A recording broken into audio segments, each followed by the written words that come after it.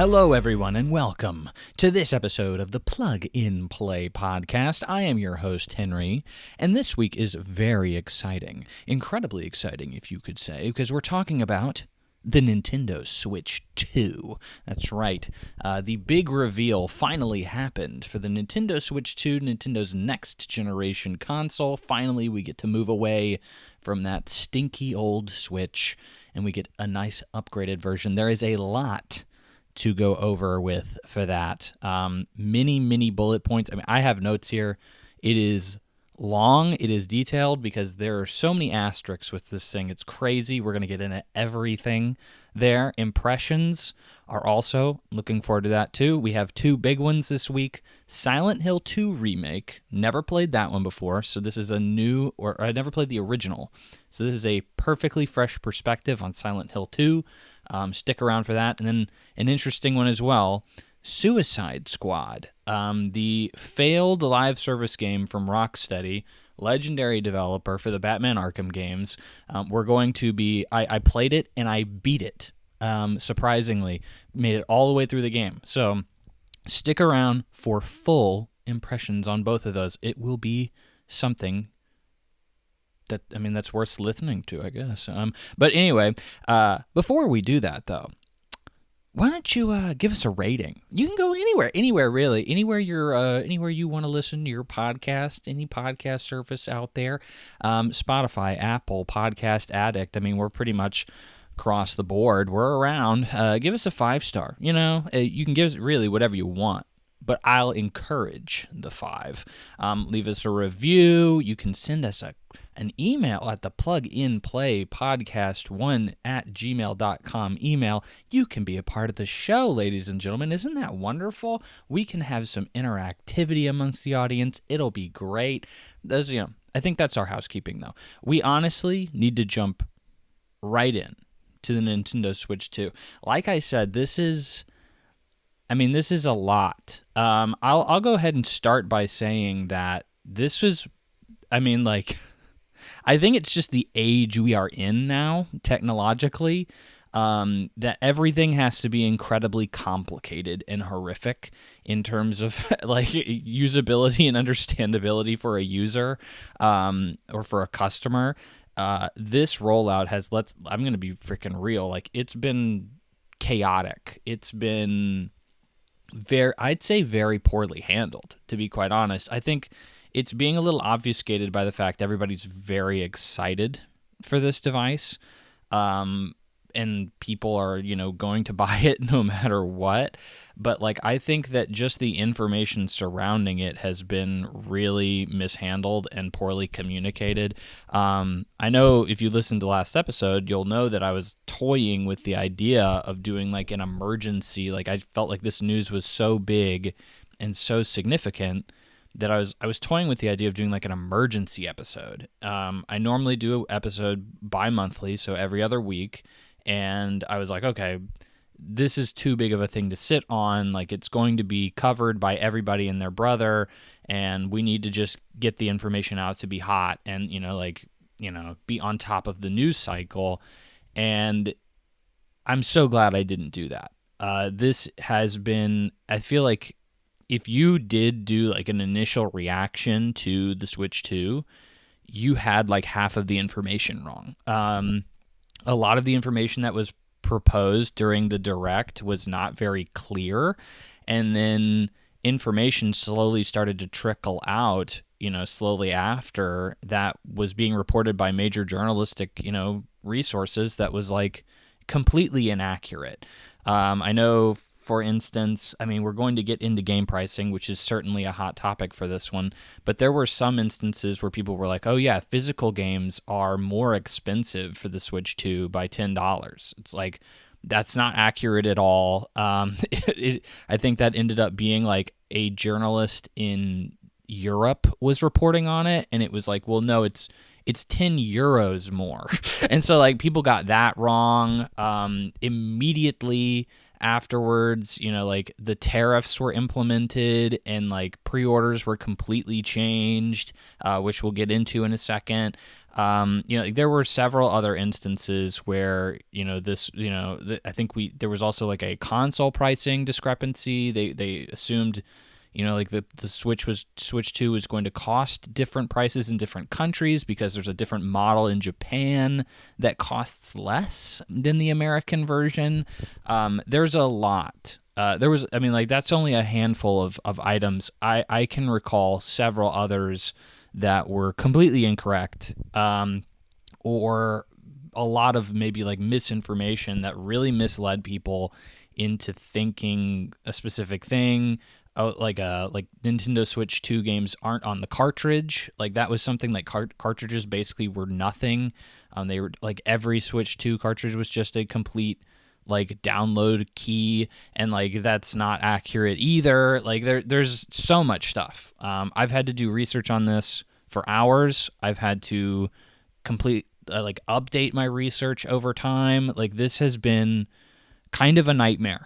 It's been kind of a nightmare, and it's continuing to roll out in terms of information. So like I'm sure something I say here will be completely changed by the time, this episode even airs. So like it's been really bad. But I think we should start. We should get into it because there is a lot. There's only one news item this week. It is the Nintendo Switch 2, and that is more than enough to fill an entire episode. So let's start it off. The Direct, very Nintendo-y in its directness. Obviously the same vibes you normally get, but it was about an hour long, and we had a lot of information thrown at us. A lot of that information was not information I think most people cared about, but I think everything that they had there was a bullet point that they needed to kind of address in some way, shape, or form. And we'll get into all of them as we go. So Nintendo Direct starts. It opens, and the big news, when is it coming? Thursday, June 5th. So we have a release date. Fantastic. This summer. Price point. This was obviously a big thing of contention. So we'll get into it now. Priced at $449 US.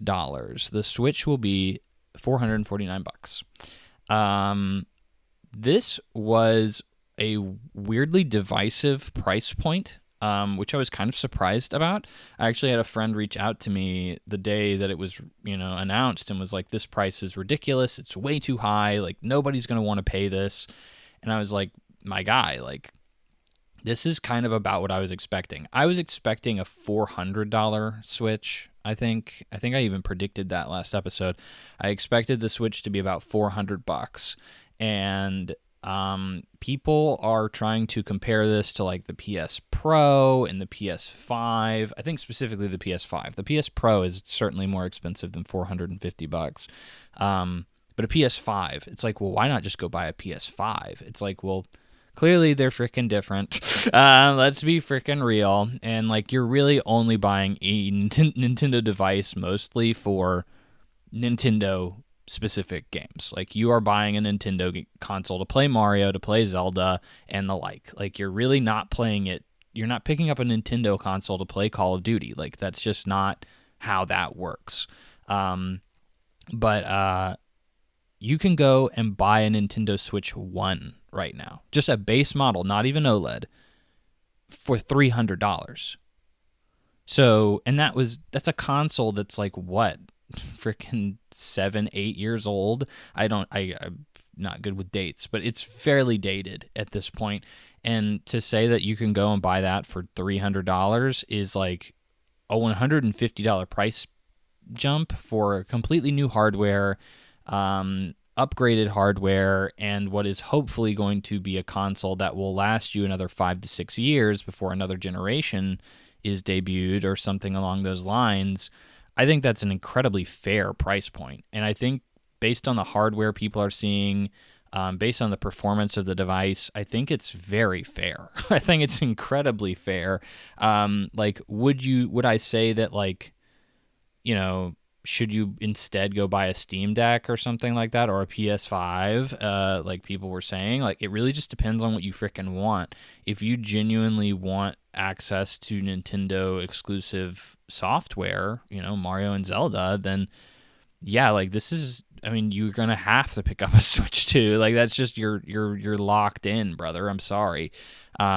But like for if you want access to PC, you go with Steam Deck, and if you want access to Sony exclusive IP, at least day one, then you need a PS5, and probably better performance as well. You want a PS5, but you need to assess your own needs and determine which one is better for you. But like at the end of the day, if you can only choose, if you're just looking at it objectively and being like, is the price of this thing comparable to the market? Like, what is it worth? I think it's obvious. Like, even just I really just had to look at the previous Switch and be like, it's $300. Yeah, an extra $150 for the next generation version of it that will play the games that I can only play there. Like, yeah, I think it's totally freaking worth it. So I have no issues with the price for this device, even though some people were throwing a hissy fit about it. I think it's totally reasonable. Next, they went into pre-orders, which was one of the bigger, like, what is even going on right now kind of moments. So they initially said pre-orders will go available on April 7th. And you may be listening to this now and say, Henry, it's way past April 7th. Why have I missed the Switch 2 pre-order window? What's going on? And no, you haven't. You haven't missed anything, because the exact same day that this Direct went live, Trump announced tariffs across literally everything. And Nintendo immediately pulled back the pre-orders and said, okay, well, we need to kind of think this over again. We really didn't consider this, which is very funny because I don't know how they didn't. In fact, I know they had been. So specifically, tariffs, obviously. I'm not trying to get too political, but Trump has been kind of pushing on global trade for a while, and by a while I mean literally his first administration. Like, he specifically said, I'm going to start freaking, like putting tariffs on China. Like, I don't particularly like China very much and our trade with them. I'm going to start doing some, like, making it a little bit harder to export from them. Well, Japan, or specifically Nintendo, noted that. They came out publicly and said, we are moving, because most of their production was happening in China. And so they're like, okay, no thanks. We don't want to be hit by that. If that particular bullet comes our way, we want to be able to dodge it. So they moved their production to Vietnam and Cambodia. So they're not even, I mean, like, they're not primarily being, or I think they're primarily being produced there. They're not exclusively anymore, though. So, like, China is still, there's still some production for Nintendo devices happening in China, but, like, a lot of it is now happening in Vietnam and Cambodia. So, like, they were like, yeah, we kind of believed what Trump was saying. We assumed this was going to be an issue down the line, and so we moved our production. Well, very funnily, like, Nintendo had a press event in New York where they invited a lot of big journalists out to kind of get hands-on the Switch 2, give impressions, and report on it. And CNBC, a very notable mainstream news outlet, was interviewing Doug Bowser, the head of Nintendo America, and he was like, they specifically asked, like, is this price $450 considering tariffs? Like, we know that's a big issue right now. We don't know what's going to happen. We're expecting Trump to announce tariffs later today. Like, has that been a thing that you guys have incorporated into the price? And Doug Bowser's like, nope, we haven't thought about it at all. And it's like, I don't know how you didn't. Like, that seems silly to me. So you're like, okay, well, they moved all their stuff out of out of China. Like, that's where the big tariffs were hitting. Like, we had at one point we had like over 100% tariff on China, like crazy high. Obviously that would hurt them. Well, you're like, okay, well, what does that matter? They moved it into Vietnam and Cambodia, right? Well, okay, Trump put freaking tariffs on literally freaking everything. So not only was there like a blanket 10% tariff on every import from anywhere, but he also put a 54%. I'm reading it now. Excuse me. Yeah, excuse me. 46% tariff on Vietnam and a 49% tariff on Cambodia.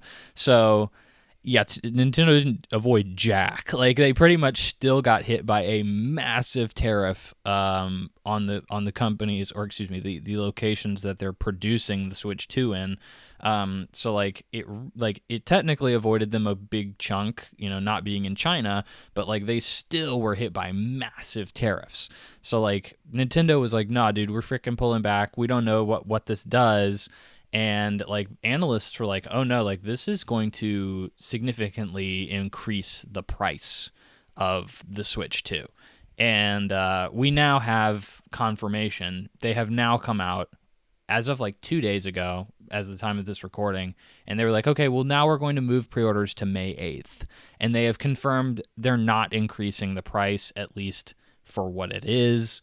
They're not increasing the price. Or as it is, they're not increasing the price. So that was a big scare for freaking nothing. They just pushed back the pre-order date. Honestly, don't even know exactly why they did that. I guess it was to hope that he paused the tariffs. Trump ended up pausing them for the next 90 days. So like we have a little bit of a reprieve there. Maybe that's what they were trying to avoid. Genuinely don't know. They weren't very transparent about it. As much of this direct, they weren't very transparent about it. But that was just a big like kerfuffle that my favorite word, that just was a lot of nothing, or a lot of something that should have been completely thought out or avoided for the most part. Alongside pre-orders, we have two notable factors. We have a bundle that is containing Mario Kart World. Now, we know Mario Kart World. We're going to get into it later in the Direct. They showed off a lot more of it. But in the Switch 2 announcement Direct from a month or two ago, they kind of showed off that the game existed. So we already knew this game was around. But it's $500.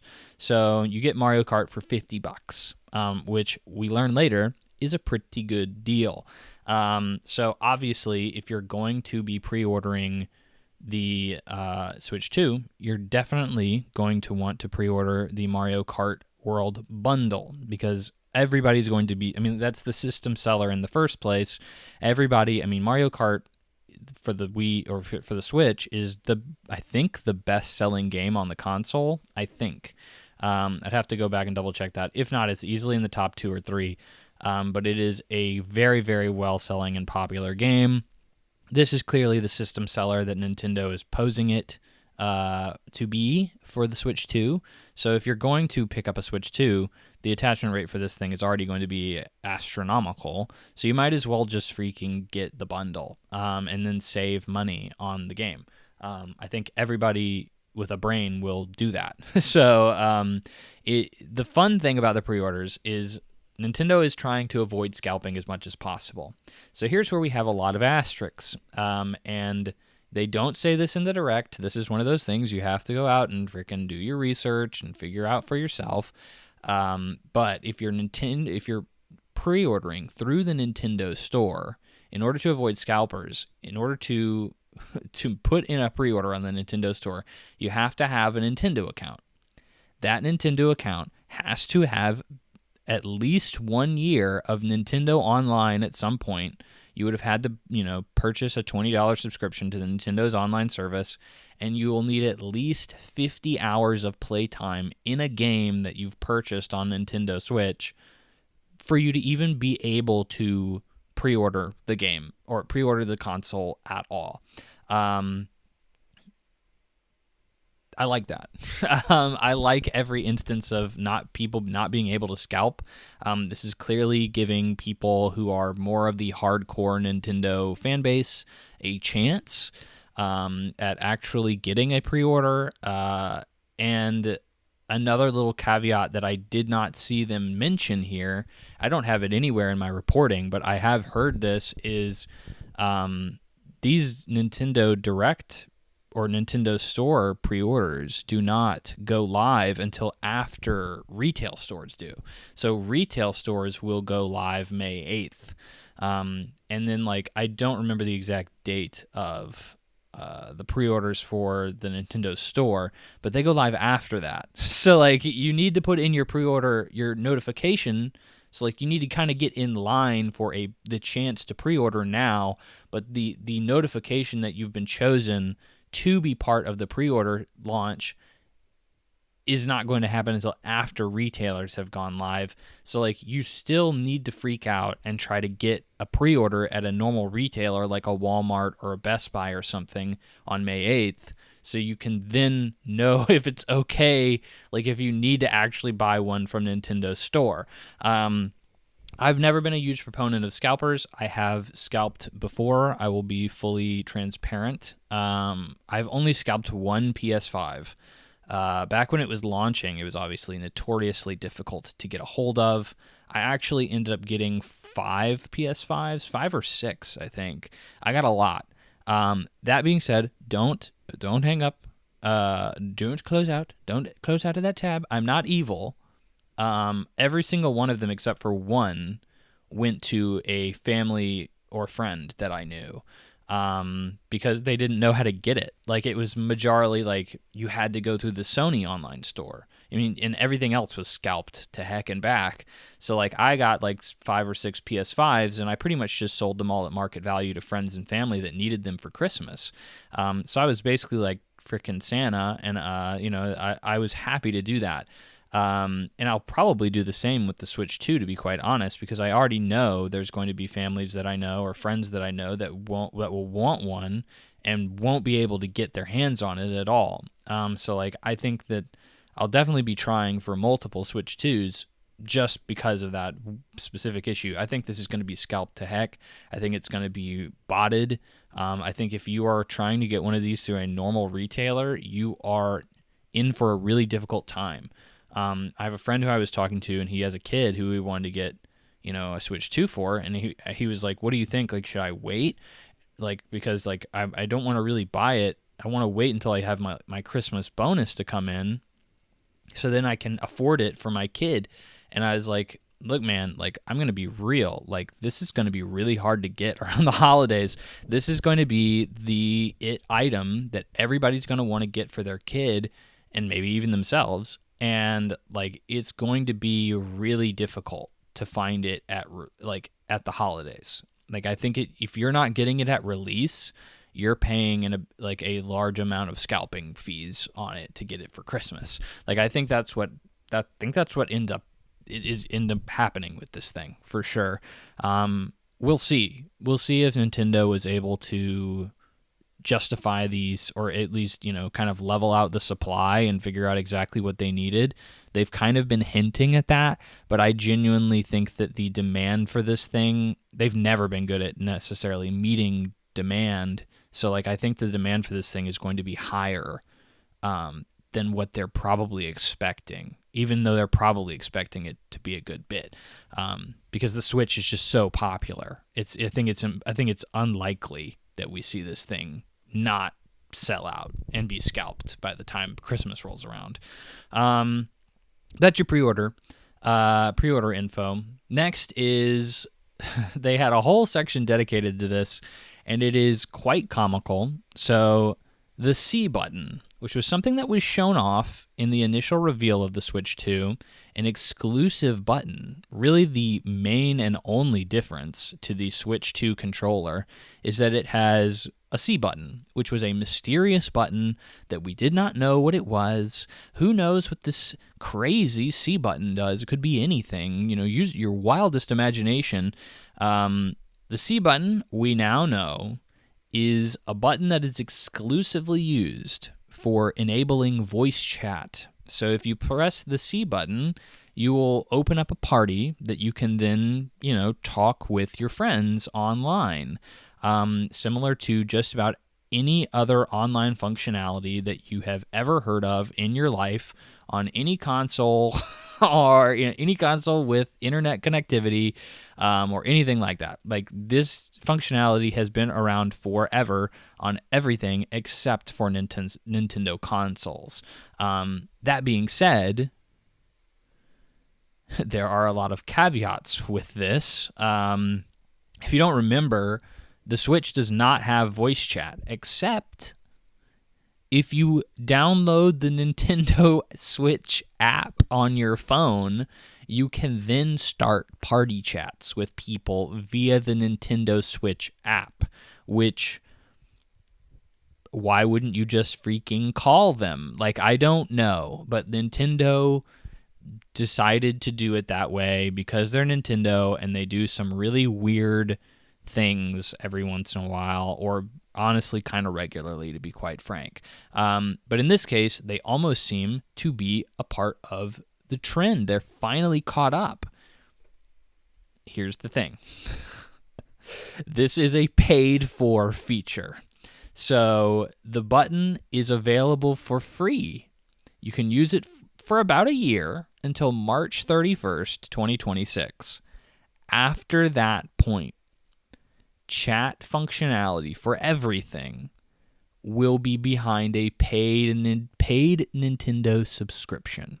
So you will have to pay, I think, the $20 minimum Nintendo subscription a year in order to get access to the chat feature.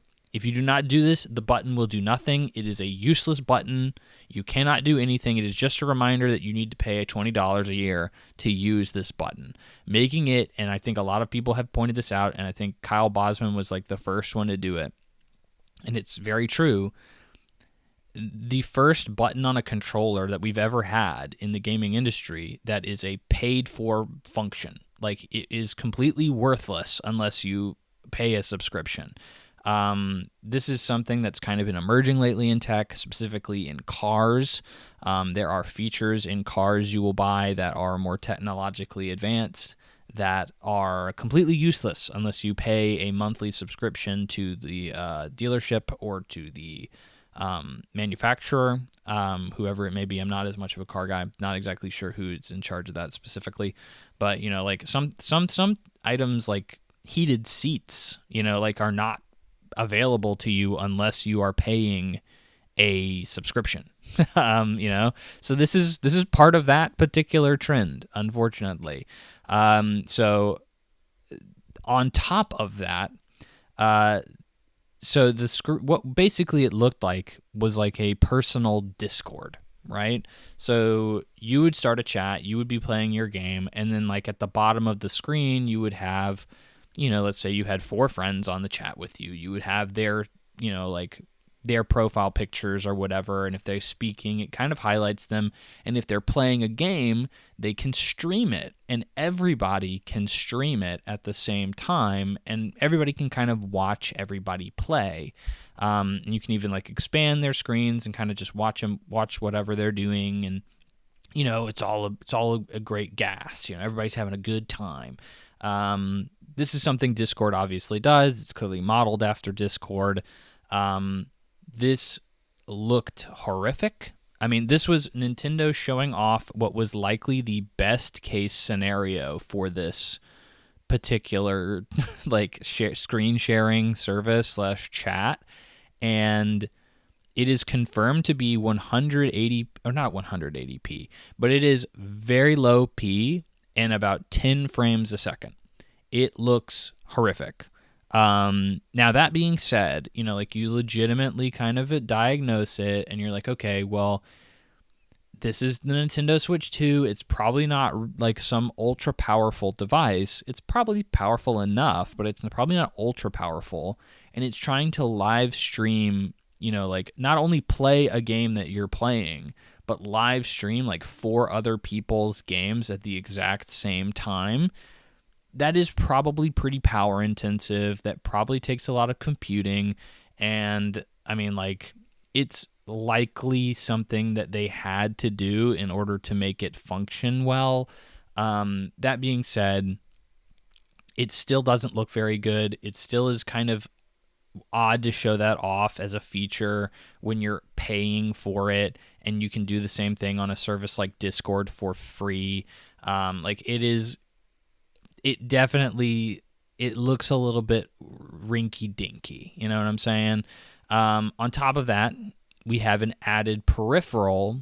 They are selling basically a PlayStation Eye, if you remember that peripheral. But our PlayStation camera is probably a more recent notable thing, which is actually a very popular peripheral. It was like sold out for a very long time because people were trying to use it to stream with.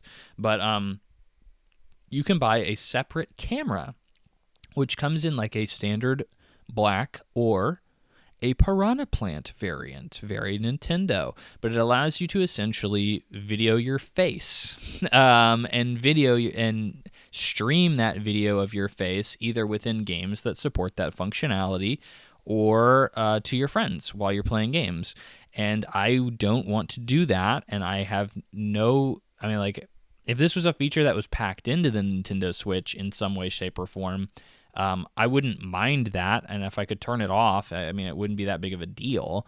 But like the fact that this is a like, oh, you have to not only pay extra for it, but it's like an entirely separate peripheral that you have to kind of lug around or, you know, like manage in some way, shape, or form. Like I don't want that. Like that is so unappealing to me. And like they did show off a few games with that functionality included, and I just don't think it looks worth anything. Like I wouldn't care at all about this. You know, so like we'll see, but like this overall chat functionality is no bueno, I'd say. In terms of overall, like I don't want to have to pay a monthly subscription fee to do this. Nintendo Online is already something that is a butt of every joke in online communities. And Nintendo doesn't necessarily have a lot of online games that I wouldn't mind playing somewhere else. You know, like it's not like you're playing Call of Duty on your Switch, and you're probably still not going to play Call of Duty on your Switch. You'll likely still play it on your PlayStation or wherever else you're playing. And I mean, like, really all you have is like Splatoon. You know, like what are you really playing online? Splatoon. What are you, I mean, and Splatoon has survived without a direct communication chat for literally its entire life cycle. It's 3 games in and in a modern gaming era, and it is built around the fact that you really aren't supposed to be communicating with your teammates, you know, because Nintendo's online functionality and chat communication is so bad. You can't design a game around deep team collaboration. So, like, really, most people are still probably going to have a secondary console in which they play a freaking Call of Duty or something. And it's like, if they really want to, they're probably just going to play that game on a console that performs better and has these functionalities that allow them to play with their friends a lot easier. Like, I still think there's probably a market for this for children who don't have multiple consoles. Their parents just say, you only have a Switch, sorry boy, like that's all you get.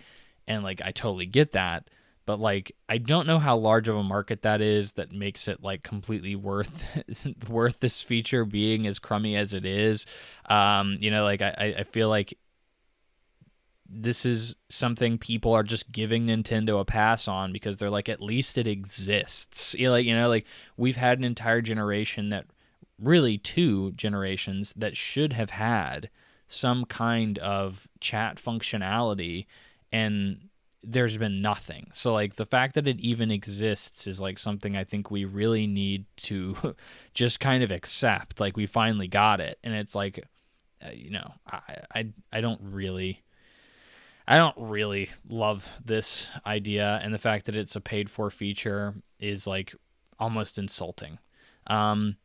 Tagging onto that, we have a new Pro controller because, you know, we have a new button. So you need to have a controller that supports that button for the Nintendo Switch 2. It is basically the exact same thing as a regular Pro controller. It just has a C button, and then they added 2 back buttons on the back. One back for the left and one for the right. So, like, that's, you know, if that's worth a completely new purchase for you, go for it. It's not for me. I have a Pro controller. I'm very happy with it. I don't intend on playing, or I don't intend on using these back buttons, and I don't intend on, because they're not going to be supported for every game, because literally none of the games need them, because the regular controllers don't have them, and the C button is something I don't necessarily intend on ever using. I can't imagine most of my friends caring to use Nintendo's chat functionality. I've actually never had a friend, like I have several friends with Nintendo Switches, but none of them play games that they would actually want to play. Again, because literally the only game you'd really play with somebody that has chat, that you would need chat functionality for, is like Splatoon.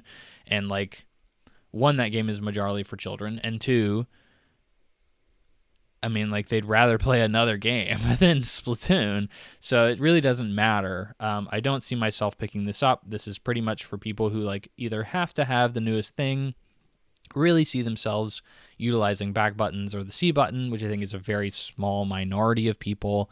And I think the majority of people are just people who just never got a Pro controller and are like, yeah, this is probably a good time to jump in. And they'll just get it now. Moving on, hardware specs. So we're still very early on in the Direct at this point, but don't worry, we're going to speed through it in just a minute, because a lot of the Direct has nothing to do with the Nintendo Switch. But hardware specs. This was admittedly very cagey. They did not tell people what they really wanted to know.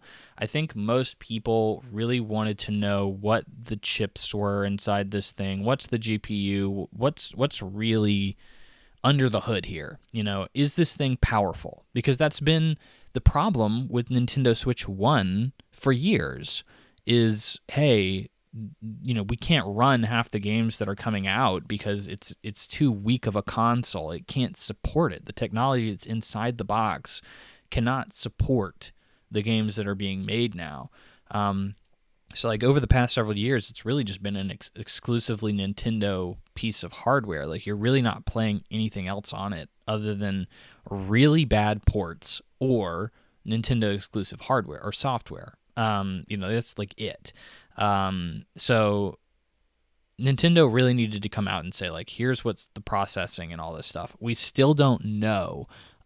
People are assuming it is something NVIDIA related, an NVIDIA chipset of some kind.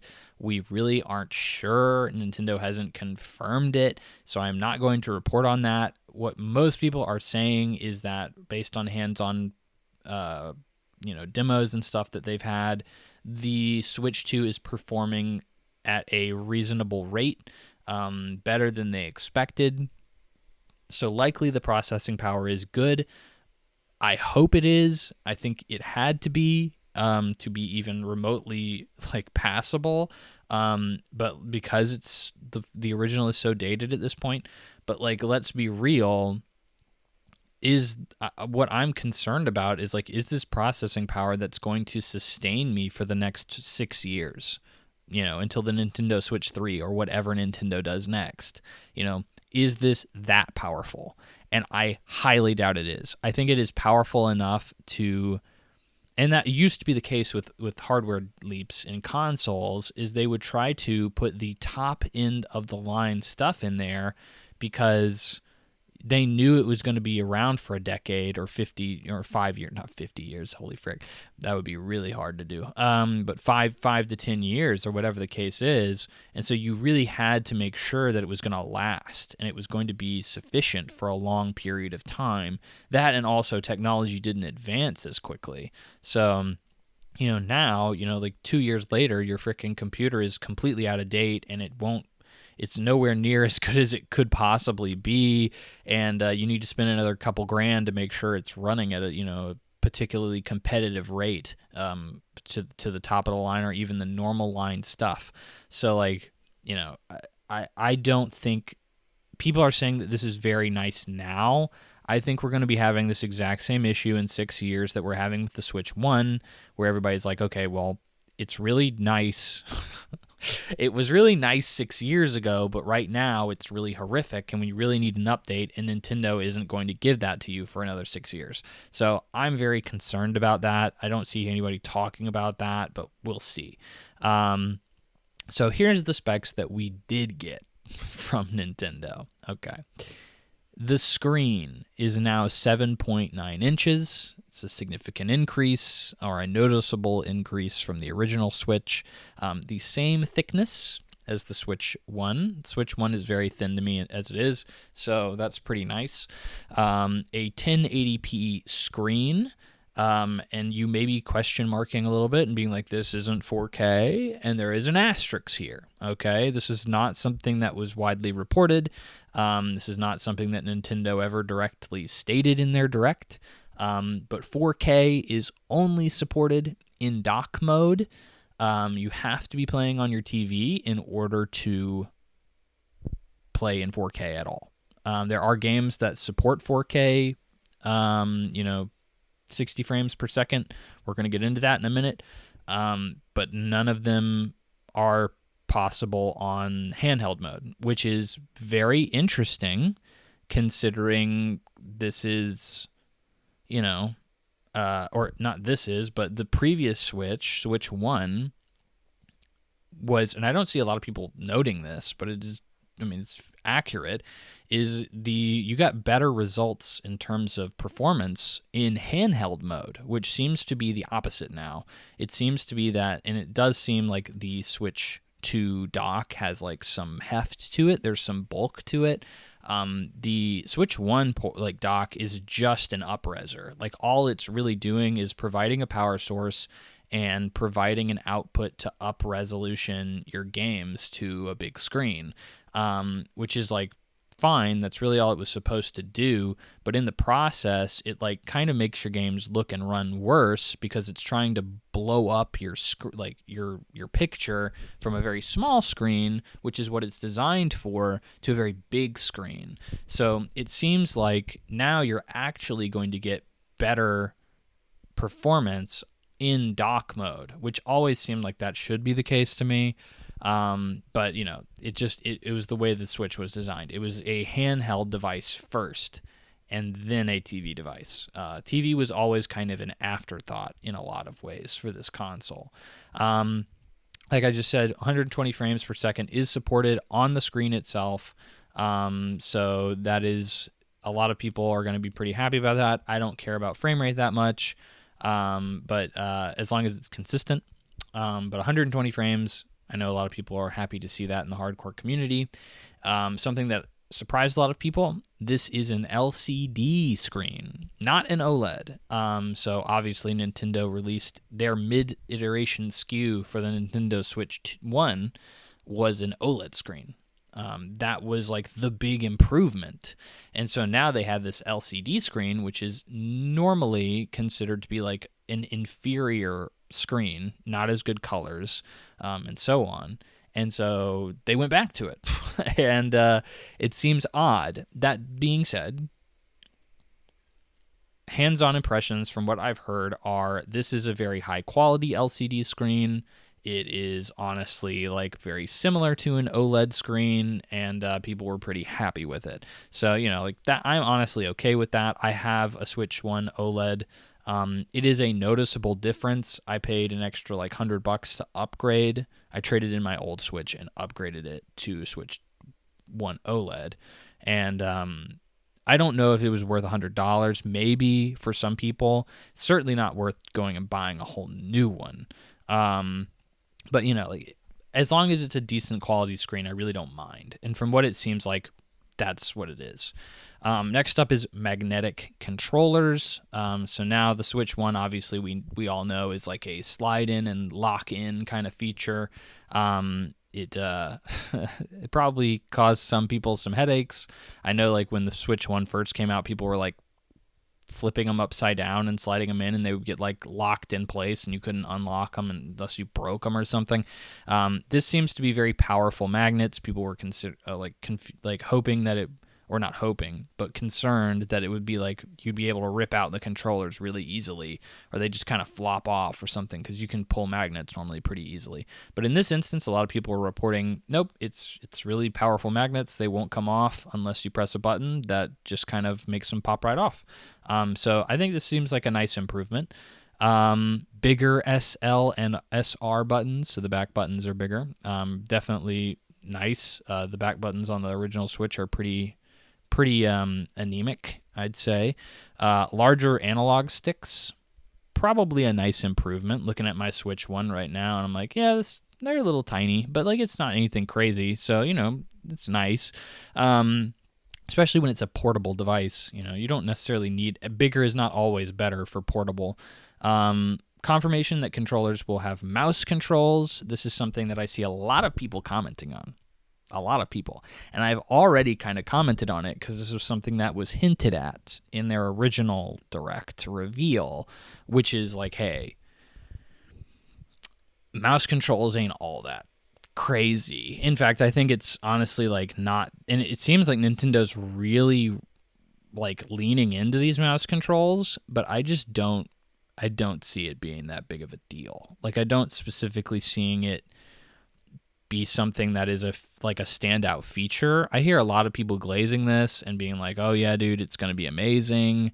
I can't wait to play games with a mouse." And like, bro, I'm sorry, but I feel like those mother effers, like that is a hardcore thing that like they are just PC pilled, and I can't imagine this being a actual functional usage that people will want to do. Like in my personal opinion. I mean, I said it in my original like impressions of this feature, but like this is a portable / couch console, right? When are you realistically going to use this feature? Like, are you going to use it on a plane or in a bus? Like, no, heck no, you're not going to freaking do that. Because obviously you don't have the room to do that. I've never seen somebody in like an airport terminal using a mouse unless they like are on a table, like, or like, which is very difficult to do a lot of times in crowded airports.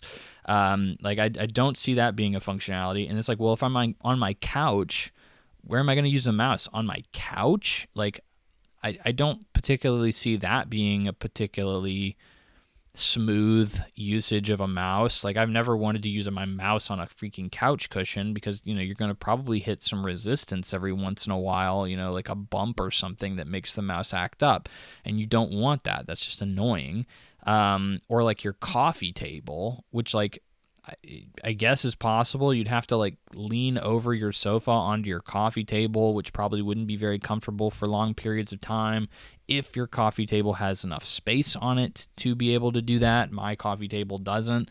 I have like my computer on my coffee table and my normal computer on my coffee table and stuff like that. So like I don't really have the room for that.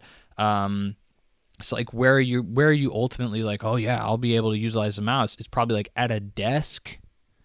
It's like, okay, well then why don't you just freaking play on a PC at that point? Like if we're already going to the place that requires mouse controls and, like is going to be forcing you to use mouse, like guess what already does that? And you can play games much better on the mouse and have a lot larger catalog to choose from of games that incorporate mouse controls. A PC, like just get a freaking PC. Like why do you care about mouse controls? I think like it's majorly going to be used for people who like are I don't even think they know how they're going to necessarily use it on a regular basis. So like I don't think people are thinking this through, and maybe I'm not thinking it through. I don't know. But I see a lot of people thinking this looks cool, and I'm like, I just don't see the practical application here based on how the console and its games are made and designed. Next is 3D audio support for headphones and improved speakers. I cannot complain about that. Actually, very happy to see that. I probably won't utilize the 3D audio, but improved speakers, definitely. I will look forward to that. Next is mic. There's a mic built into the console, so for your chat, and I'm sure a couple of games will have a gimmicky feature incorporating it as well, that will filter audio from a distance. So on the Direct, they kind of showed off this guy. He was like, had a roommate washing pots and pans or something in the kitchen behind him and like talking or something. And like he was still able to talk to his Switch 2 and like chat with his friends, and he was able to hear everything and they were able to hear him clearly. I am paranoid about this. I don't love this at all. I always feel like I have to like project my voice in order for a microphone to hear me across the room. I always feel like if anything around me is happening, you know, like I have to, like, that is very audible to people on the other side of the chat. I mean, like, if a dog barks, I'm like, I'm sorry, everybody. You know, if I'm on, like, a Teams call or something for work, it's like, you know, if a dog barks, it's like, oh, dude, I'm so sorry. Everybody can hear my dog bark. And sometimes they're like, oh, no, that got filtered by noise filtering. We don't even hear that. But it's like, I'm paranoid about that. I don't love that. I mean, there is a built-in microphone on my PlayStation 5 controller, and I am, like, projecting into it all the time because I'm so concerned that if I move my face away from it in any capacity, because it's not directly up to my mouth like a microphone normally is or a phone normally is or something like that, that it's going to completely wash out my sound and no one's going to be able to understand me or hear me. So I'm not a huge fan of this, even if it really works as well as Nintendo is saying it does. I highly doubt it works 100% of the time, and it's always going to make me paranoid anyways. So I'm not a huge fan of this. I wish the mic was on the controller like it is on like a PlayStation 5. Like, I think that just makes a whole lot more sense. There's an additional C cable port at the top of the console, including the bottom. So the original Switch only has one charging port that is at the very bottom of it. And now it's like, okay, well, now you can, specifically Nintendo was like, the applications of this are you can now charge it while using in tabletop mode, and you can also add a camera to it at the top as well. And I'm like, okay. I guess those are two things you can do, but like I think that there's certainly going to be more like applications for this. I think every device needs at least 2 ports to it, so you can put stuff in it. I'm sure you can put freaking headphones in C ports now. So like, in fact, I know you can. So like, this is going to have a lot more applications than that, and I think it's very good that they incorporated more. Honestly, I would have loved to see even more than that. Like, give me an additional one. That would have been nice, but you know, it is what it is. Maybe a USB. You can't do that in this console specifically. It'd be way too much room. But you know, I'm sure it's in the dock. But you know, it is what it is. I'm happy that there's another port at all. And now the dock fan, or the dock now has a built-in fan to cool your console. Yeah, that's nice. The big one, I think, is here. They directly addressed the hard drive space, which people, I think, instinctively were like, this is really tiny. So the Switch 2 hard drive is confirmed to be 256 gigabytes out the gate. You can still put in SD cards and, you know, increase it to whatever you like, whatever compatible SD card is. So I'm sure a couple terabytes you can get, you know, for probably a couple terabytes you can probably get for a couple $100 or something on sale or something. They're still pretty pricey. But they're now express micro SD cards. So they're not the same kind that were used in the Switch 1. They will not be compatible with the Switch 2 if you have one that you're using on your Switch 1. So like, you have to go out and buy a whole new card, which is unfortunate, but it is what it is. It's supposed to increase, you know, transfer times or decrease transfer times, increase the speed between transfers, between the card and the console. So, you know, it's nice. Overall, it's probably worth the investment, but like, it's still, you know, it is what it is. What I'm really looking at here is like 256 gigs. You're going to have to upgrade. You're going to have to get external support. And I have external support for my Switch 1, and I think it's necessary. I think it's very convenient at the very least. For reference, okay?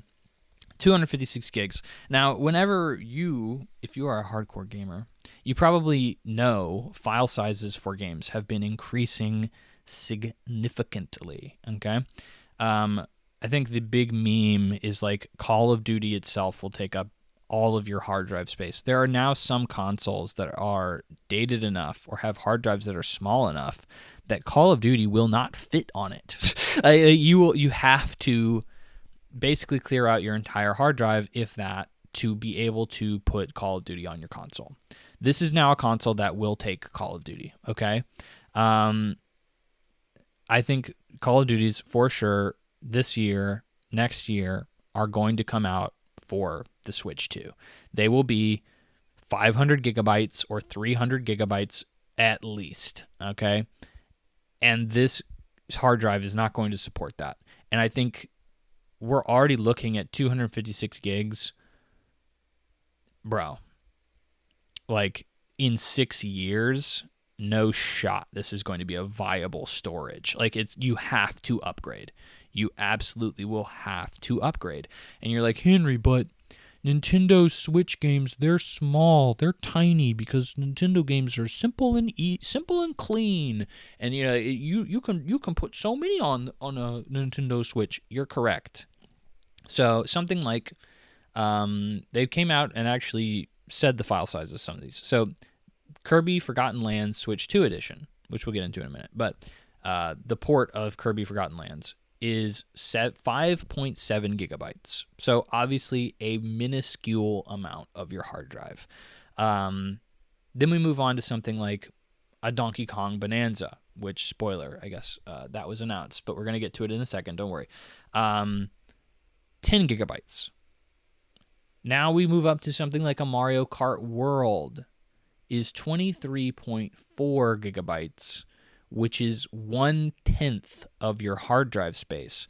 Let's be real. This is a portable console, and digital purchases are the de facto way to play these games. Let's be real. Not only do you not have to lug around cartridges when you're traveling with the device if you're using it portably, but you don't have to swap them out, and like the majority of people now are buying digitally over physical. So you have one game that you're going to have from day one that's already taking up 1/10 of your space. You're going to have software updates and save files and stuff like that that's going to take up another maybe 1/10 of your space, depending on how the updates go for this console. All of your storage is not going to specifically be going to just saves. Yes, Nintendo games are smaller, Nintendo games are more simplified, and therefore their file sizes are smaller than normal. You are going to be playing games other than that now. Like, you're going to be playing easily 100 gigabyte sized games on this console. They've already confirmed something like a Hogwarts Legacy or a Star Wars Outlaws, these big open world games that I know on PlayStation 5 are 80 gigs plus. Massive, 80, 90, 100 gigs. That's normal for these open world games. And you're going to be able to play one of them, two of them tops on your Switch before needing to clear out shop. Like, I think that is, I don't know why we don't have more storage here. I'm assuming it is to keep the price low. That's all I can say about that, is if this had a 1 terabyte storage, which it honestly should, like, let's be real, it should have 1 terabyte. I think that should be honestly the standard moving forward for any console, is a 1 terabyte. At least for a decent gamer who's playing a lot of games. But, it would dramatically increase the price. I think it would easily add another $100 on it, Like, storage isn't cheap. Unfortunately, you'd hope it was, but it's not. So I think, you'd be looking at a $500 console. And I think that would be easily $500, $550, something like that. And I think that would be way too much. It would scare too many people off. And I think, if I was Nintendo, honestly, I'd probably keep the storage the same. But I don't see people complaining about it. They're like, oh, no, it's not that big of a deal. Nintendo games are small. It's like, you're going to be playing more than that. Like, let's be freaking real. Okay. Next up, we have what most of the Direct was kind of focused on, which is third-party showcases. This is honestly why the Direct was very underwhelming to me, because half of the Direct, and I mean literally about half of it, is, I didn't time it or anything, but I took a ballpark, and it's about half of this Direct is just freaking random publishers coming out and being like, yeah, this game that came out 2 years ago, or that's coming out in a month or two, like, you'll be able to play it on the Switch too. And it's like, okay, I mean, that's nice, and like, this is, but it's not exactly exciting. Like, as a hardcore gamer, I've already played these games elsewhere because they weren't available on the Switch 2. Some of these games are available on the Switch 1, and they're now available on the Switch 2 as well, and we took time to say that, and I'm like, I guess it's nice to know that we have out-of-the-gate third-party support, which, like, the Switch did not have, because the Wii U was such a disaster. And like, the Switch 1 right now really doesn't have, because it's so technologically behind. A lot of these games are not supported with the hardware it has. So like, it is necessary to come out and say, yes, we have these games available. We have publishers that are already developing for them and porting things and making sure that there is an extensive library of third-party games available for this. It is not just a Nintendo console. You can get other stuff here. And I think that's important. But we discussed 46 titles that are confirmed for the Switch 2 and 17 that are coming on release. I'm going to read through these titles, and I'll stop if there's one that's notable, because there are a few that are notable. But these are the Switch 2 third-party games available at launch, so the day you get your console.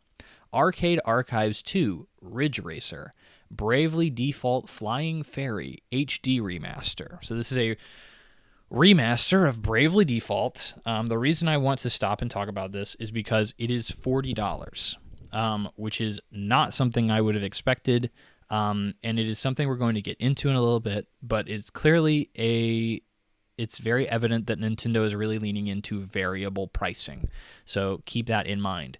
Civilization 7, which I think is obvious, you're going to have, like, mouse control support for that 100% of the time, which a lot of people are excited about. Again, I would love to see how that turns out in practice. Cyberpunk 2077 Ultimate Edition. This is considered a very highly technical game, so the fact that it's able to run 2077 or Cyberpunk out of the gate is considered a win. It means that the console is somewhat powerful, or decently powerful at least. So very good there. Deltarune Chapters 3 and 4. This is a big thing, because obviously Undertale, Toby Fox is very popular, or the creator Toby Fox, the creator of Undertale, I should say, is very popular. Deltarune's Chapters 1 and 2 are available for free right now. The funny thing about this is there are supposed to be 7 chapters to this game. It has been in development for many years at this point, and the Chapters 3 and 4 are coming out on Switch, and every other console, by the way, not just Switch 2. But it'll be $25 for Chapters 3 and 4, and then you'll get the other 3 chapters as they release for free. I'll be playing this for sure. I don't love the idea of buying Chapters 3 and 4 when I know there's a 5, 6, and 7 still coming in what is likely to be like the next 5 to 6 years, at least at the pace this has been going. Next up, Fast Fusion Fortnite, which is obviously a game that is playable on the Switch 1. It is completely bonked on the Switch 1. Like, if you compare Switch 1 footage of a Fortnite to like a PlayStation 5 or an Xbox or a PC, it doesn't even look like the same generation. I mean, it technically isn't, but like, it looks like it's playing on the PlayStation 2 or something. It looks really bad. Hitman World of Assassination Signature Edition, Hogwarts Legacy, which is being completely remade for the Switch 2. It is currently playable on the Switch 1. I just know that port is likely absolutely horrific, though. Kinitsugami Path of the Goddess, Nobunaga's Ambition Awakening Complete Edition, Puyo Puyo Tetris 25, Rune Factory Gardens of Azuma, Split Fiction, Street Fighter 6, Survival Kids, and Yakuza 0 Director's Cut. Those are all of your available at launch games. I don't have a lot to say about these. I know that Yakuza 0 surprises me. It's not already there on the Switch one. It's not a very technically advanced game at all. So, like, that's interesting. But yeah, a lot of these are old games. Like, let's be real. A lot of these are games you can play right now on another console that will perform them better, and you probably have friends that already have them, and if they're multiplayer, and so on and so forth. Like, none of these are system sellers here. So, yeah, not too impressed there. Switch 2 third-party games coming after launch. We have 46 of these, so hunker in. A couple of these are worth noting, though. Borderlands 4, Daemon X Machina, Titanic Scion, The Duskbloods, spoiler, we're going to get into that in a second, EA Sports FC, EA Sports Madden NFL, Elden Ring, which people were making a big deal out of. Bro, I played Elden Ring freaking 5 years ago. I'm good. Like, I don't need to play it again. If I did, I could just play it on the console that I literally own it on already. You don't need to buy it again. Or you can play it on freaking PC on a Steam Deck if you need it on the go. Enter the Gungeon 2, Final Fantasy VII Remake, Intergrade, oh man, what's the newest one? The newest one, not Remake. So you only get the first one. I guess they'll release the next one in probably like 6 months or something. They normally have like a year-long console exclusivity contract with Sony. Goodnight Universe, Hades 2, which is notable because it is a Switch 2 console exclusive. It's still coming out on PC, but it will be a console exclusive, limited time, guaranteed. But it will be a console exclusive for the Switch 2, which the original was as well, which is where I played it. But Hades 2 looking good. Hollow Knight Silksong. This is, of course, very notable because it is a game that nobody thought existed anymore. It's a meme at this point. This game doesn't exist. Clearly it does, and they put it will come out in 2025. It was very funny how this was just kind of casually dropped in like a highlight reel. Like, it wasn't like here's this game that clearly is going to make a huge splash by showing it off at all and giving it a release window. Like, it doesn't even have a release window right now. Like, I don't know. It just seems weird to just casually drop that, but it is what it is. Maybe the internet is hyping it up more so than the mainstream market would care. But Human Fall Flat 2, Marvel Comic Invasion, NBA 2K, No Sleep for Kaname Date from AI the Somnium Files, Professor Layton and New World of Steam, Project 007, Raido Remastered, The Mystery of the Soulless Army, Reanimal, Shadow Labyrinth, Star Wars Outlaws, Star Seeker, Story of Seasons, Grand Bazaar, Tamagotchi Plaza, Tony Hawk's Pro Skater 3 and 4, 2 Point Museum, WWTK, and Wild Heart S, and Witchbrook. Okay, thank you for bearing with me through that. If you were listening and didn't just tune me out, you will note that a lot of these are coming to the Switch 1. A lot of these were shown off at the previous Nintendo Direct. Not only that, but they were also, on another console. So, like, this is not a very impressive list to me. It is what it is, but, like, again, like, this is just basically confirming, people aren't scared to put their games on the Switch 2, which is fine. But it just seems like we didn't need to devote half of this hour-long direct to confirming that. Like, I'm happy to hear it, but it was too much, too long. I didn't need that much confirmation. So moving on to much more interesting things. GameCube.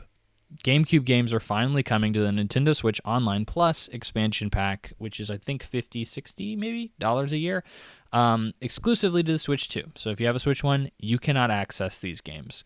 And you can also get a wireless GameCube controller, which will be available at launch as well, which I've read is only available for pre-order if you're pre-ordering the console through the Nintendo Store, but that can't be right. I don't know.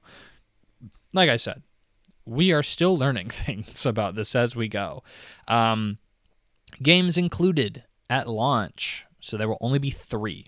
Soul Calibur 2, F-Zero GX, and Wind Waker. Legend of Zelda Wind Waker, the original, not the Wii U remake or HD remaster, I think is what it's actually called. That includes a bunch of quality of life improvements. That's actually the one I played.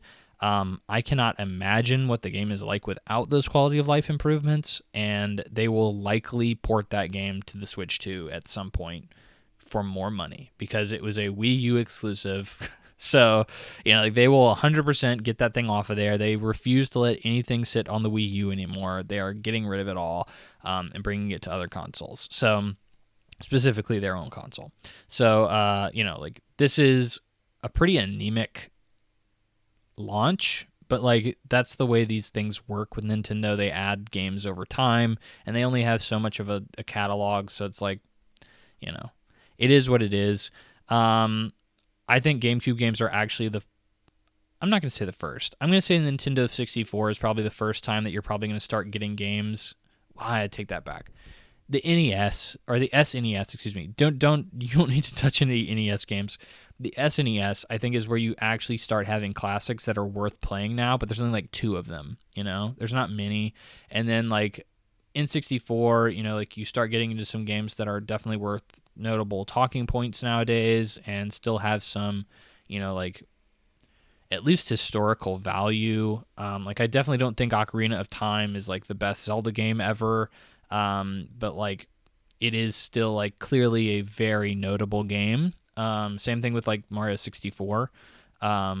You'll have a lot of people probably kill me for that, but like, it's probably not the best Mario game. I think like Galaxy probably is, but like, it is what it is. I think your GameCube, you continue up that scale as like, well, there's definitely games here that are totally still like modernly playable. Like you aren't going to be like, oh, this game's so old and lame, I don't want to play it, which, the further back you go, the more you probably are going to say that kind of stuff. At least I know I do. So like, I think majority of people probably would, but I don't think a majority of people ever even go back to this classic catalog, at least for a significant amount of time. But like I think GameCube is my kind of era of where I would love to relive some of these games. So we'll see if I crack and then eventually get that. I don't love that I would rather just pay a freaking price for it, but of course it's a yearly subscription, so it is what it is. That being said, games coming later that they showed off: Super Mario Sunshine, which is funny because they re-released that game that you can buy. You can't buy it anymore, unfortunately, but if you have it, you still have it. Fire Emblem Path of the Radiance, Pokemon XD Gale of Darkness, Super Mario Strikers, Chibi Robo, Luigi's Mansion, and Pokemon Coliseum. I'm sure there will be more as time goes on, but those are the ones we know of.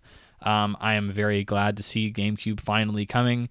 Obviously, the next would be the Wii, and I'm very interested to see how they incorporate that. That'll be another freaking generation before we see that, but it'll be...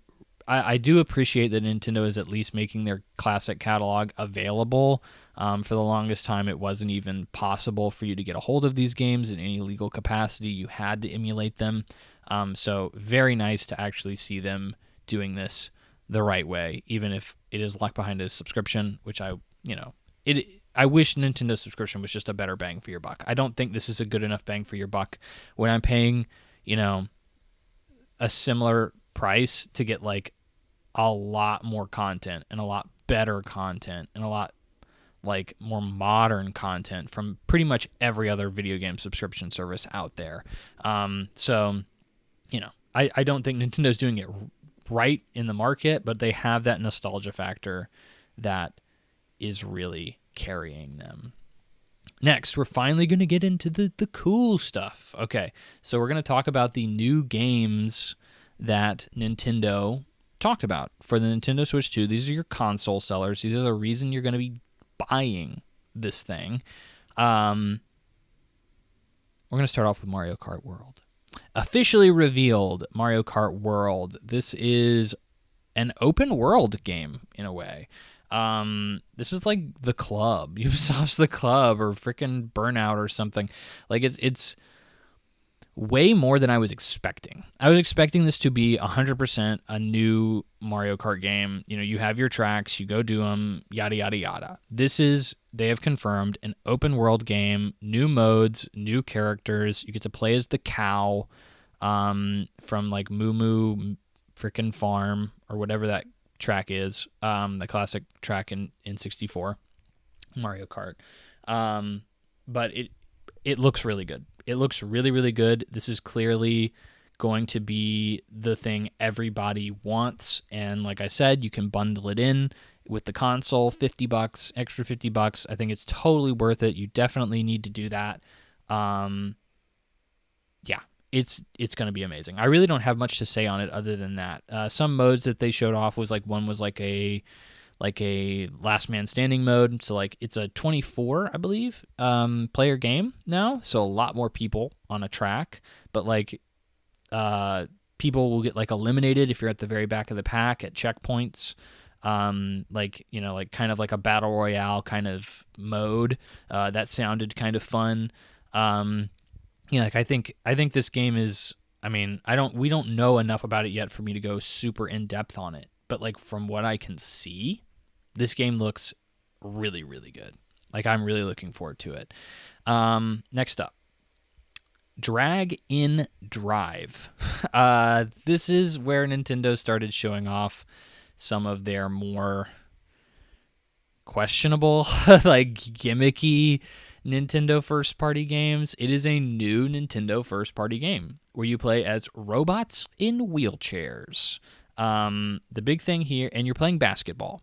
It is wheelchair basketball with robots. Big thing here is it's completely, or what it seems to be, at least leaning heavily into mouse controls. So in order to like move forward or turn or whatever, you're like as if you were in a wheelchair using both sides of the controllers to use mouse controls and like push yourself forward. So it's kind of an active game, to be quite honest. But this game looks dystopian. There's like no audience. There's no sound. You're just like in a black room, concrete jungle kind of thing. Looks kind of honestly half-made. This game cannot be freaking $60, $70. It cannot be. Like, it does not look worth that. People are like, oh no, it looks fun. It's like, it looks fine, but it does not look like a premium title. It looks honestly pretty boring. I don't want to play this at all. I need to see that there's a lot more substantial content. I'm honestly not a huge freaking sports game guy in the first place, but like, I need to know that there is a lot more content in this game before making a purchase. It will be coming out this summer. Next up, another Horizon. Jeez, I don't know where I'm at. Another Hyrule Warrior game is coming out. It will be a prequel to Tears of the Kingdom. It's another Hyrule Warriors game. I guess those games continue to sell well. I'm not a big Dynasty Warriors guy. I don't know. I actually played the demo of Hyrule Warriors, the first one, and I thought it was actually pretty fun. So, like, this is, or I think there's 3 now with this one announced. One of them is like a regular Hyrule Warriors kind of deal, like Dynasty Warriors-esque. It's like got all the characters from all of Zelda, and another one is a Breath of the Wild game, just themed around Breath of the Wild, and that's the one I played the demo for, and I actually thought it was kind of fun. But the thing about Dynasty Warriors games is like, which this is made by the same team, is they get really boring and really repetitive really fast. So like, I don't know. I've never really wanted to put a full price down on any of these games. They're just like I said, very repetitive and not worth your time long term at all. But, you know, if you really wanted to see the lore of Tears of the Kingdom, this is it. This is your entry point. Next is, we'll say, Kirby Air Riders. Kirby Air Riders. I'm kind of jumping around a little bit, but Kirby Air Riders was officially revealed. Big news on that one is it is directed by Masahiro Sakurai, which, if you didn't know, Masahiro Sakurai is the director of Super Smash Brothers. All of the ones people like. I think actually all of them. But he's the Smash Brothers director. He is somebody who's been pretty public in his development process, and people tend to like him a lot because of that, and think he's a very talented director. The thing about this is he also made the first Kirby Air Riders game, or Air Rider game. So this is the sequel, obviously, and it is not considered to be a very good game. You may have nostalgic memories of Kirby Air Rider back when you were a child and playing it, but if you look at Metacritic, the game is at a 61. It is very low. It is not considered to be a very well-respected game critically. So, like, it's interesting. Anybody would be very excited for this one outside of just nostalgia. And of course, like, Sakurai directing, but like, he didn't do a good job directing the first one. And the first one was, I think, made in like 3 months or something like that, like an incredibly short amount of time. It was meant to be just like a, hey, if you're bored, you can work on something else. And he just decided to make a racing game. He literally has come out in interviews and said, like, yeah, I only made Air Rider because it was just like, they wanted me to make another game and I didn't have that much time, and I thought a racing game would like be really quick and easy to make. And so that's why he did it. So like, I don't expect much from this. Maybe if they're putting a lot of resources into it, maybe it'll be something special. But I just don't see anything significantly awesome coming from this. Maybe I'm wrong. I hope I'm wrong, but I'm not particularly excited about it. Next up, this was a very divisive one. Switch 2 Welcome Tour announced. Very coy about this one, at least an element of this one that we'll get into in a second, but it's a tutorial game. So it showcases the Switch 2's features with various mini games. So they showed off some gameplay of it, and you're essentially a little guy, and you're just walking around on top of a real or a digital version, digital twin, some would say, of a Switch 2. And you can just walk up to like places within the hardware and be like, like, click on it or select it, and it'll be like, these are the magnets, like in your Switch 2. This is how your controller stays on your console.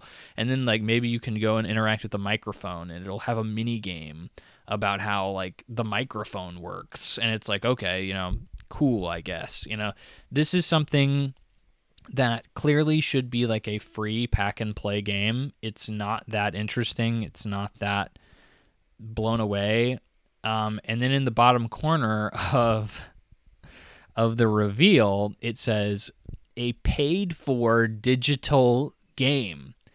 And they did not say what the price was, because I think they knew it's a little ridiculous to even be charging for this thing. Again, very coy. People had to like go and freaking press them about like what the price of this game even is. And it ended up being $10, which in all honesty, fine. $10. I'm interested in the hardware.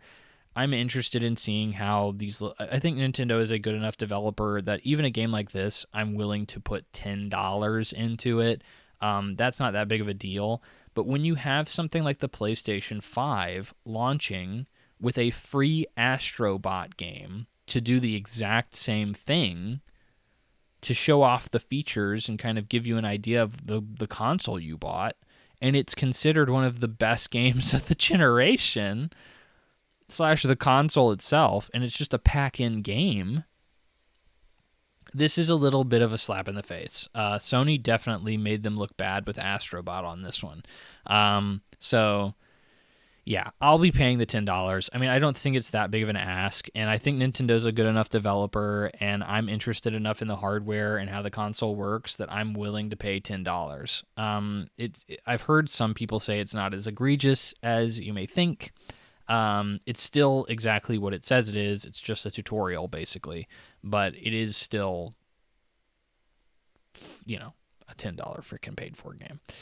So it is what it is. Next up, we have the two big ones. Save the two big ones for last. And the last ones are Donkey Kong Bonanza and Duskbloods.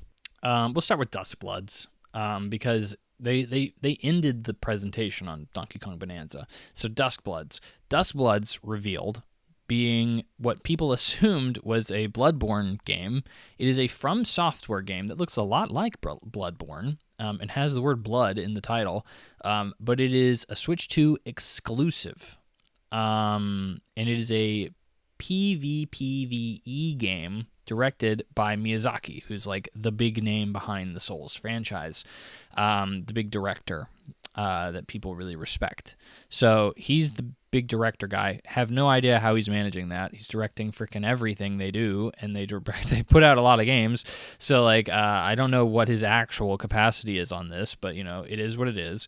Yeah, this is a big deal that they weirdly got a Switch 2 exclusive from a company that is partly owned by Sony. Like, it doesn't make any sense, and it is the Switch 2, like, it's like the spiritual successor to Bloodborne. It looks a lot like Bloodborne.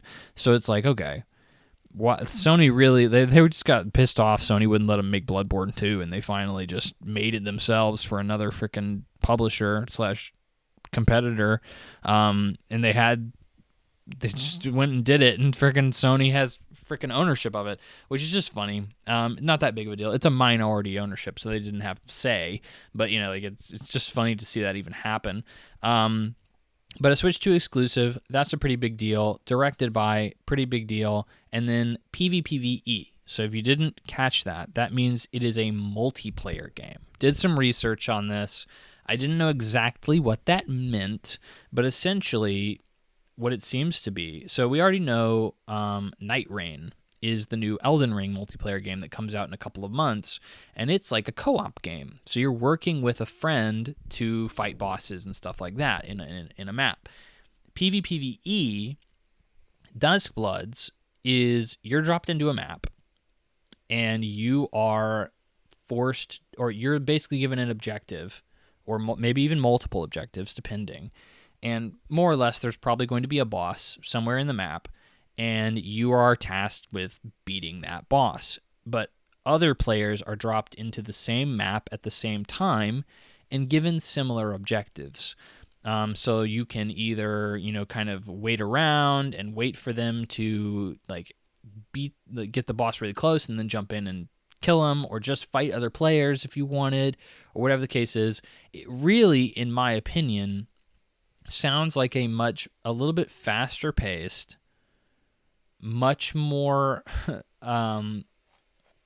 invasion heavy version of Bloodborne. That's really what it really comes down to me, is you're always going to have people that are out to get you in this game, and you're always going to be trying to move as quickly as possible through areas, which is not normal in these Souls-like games, because you're going to be pressured by the fact that somebody else could get to the objective and finish it before you first.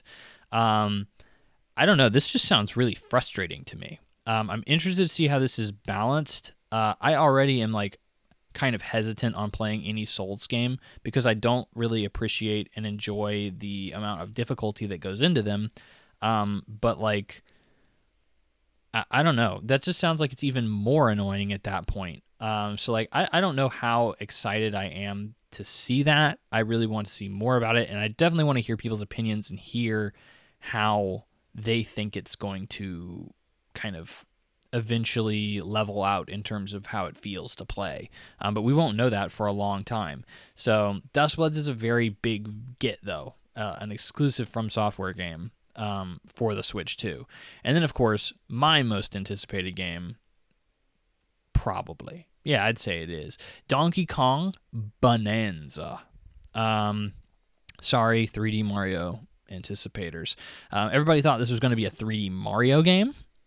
Ends up being Donkey Kong Bonanza, the first, or the second, really, I guess, 3D Donkey Kong game, which looks really freaking fun. It looks like Super Mario Odyssey. They have not confirmed the team yet that's worked on this, but Super Mario Odyssey team pretty much is what it 100% looks like.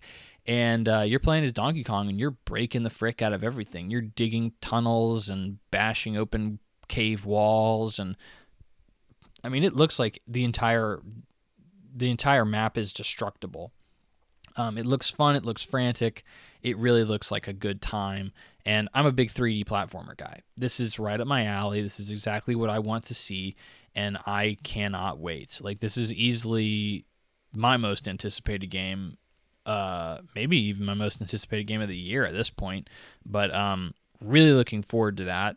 And then they dropped the bomb. This is the thing that rocked the world, the community, which is Donkey Kong Bonanza is going to cost $70, right? That's kind of expected. Tears of the Kingdom costed $70. So, like, we already have seen Nintendo moving in this direction.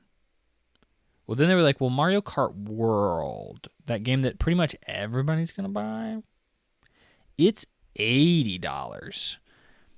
And that threw everybody into a hissy fit, because $80 is the most a game has ever cost just out of the box. No, like, extra content or deluxe edition or whatever the frick that stuff is.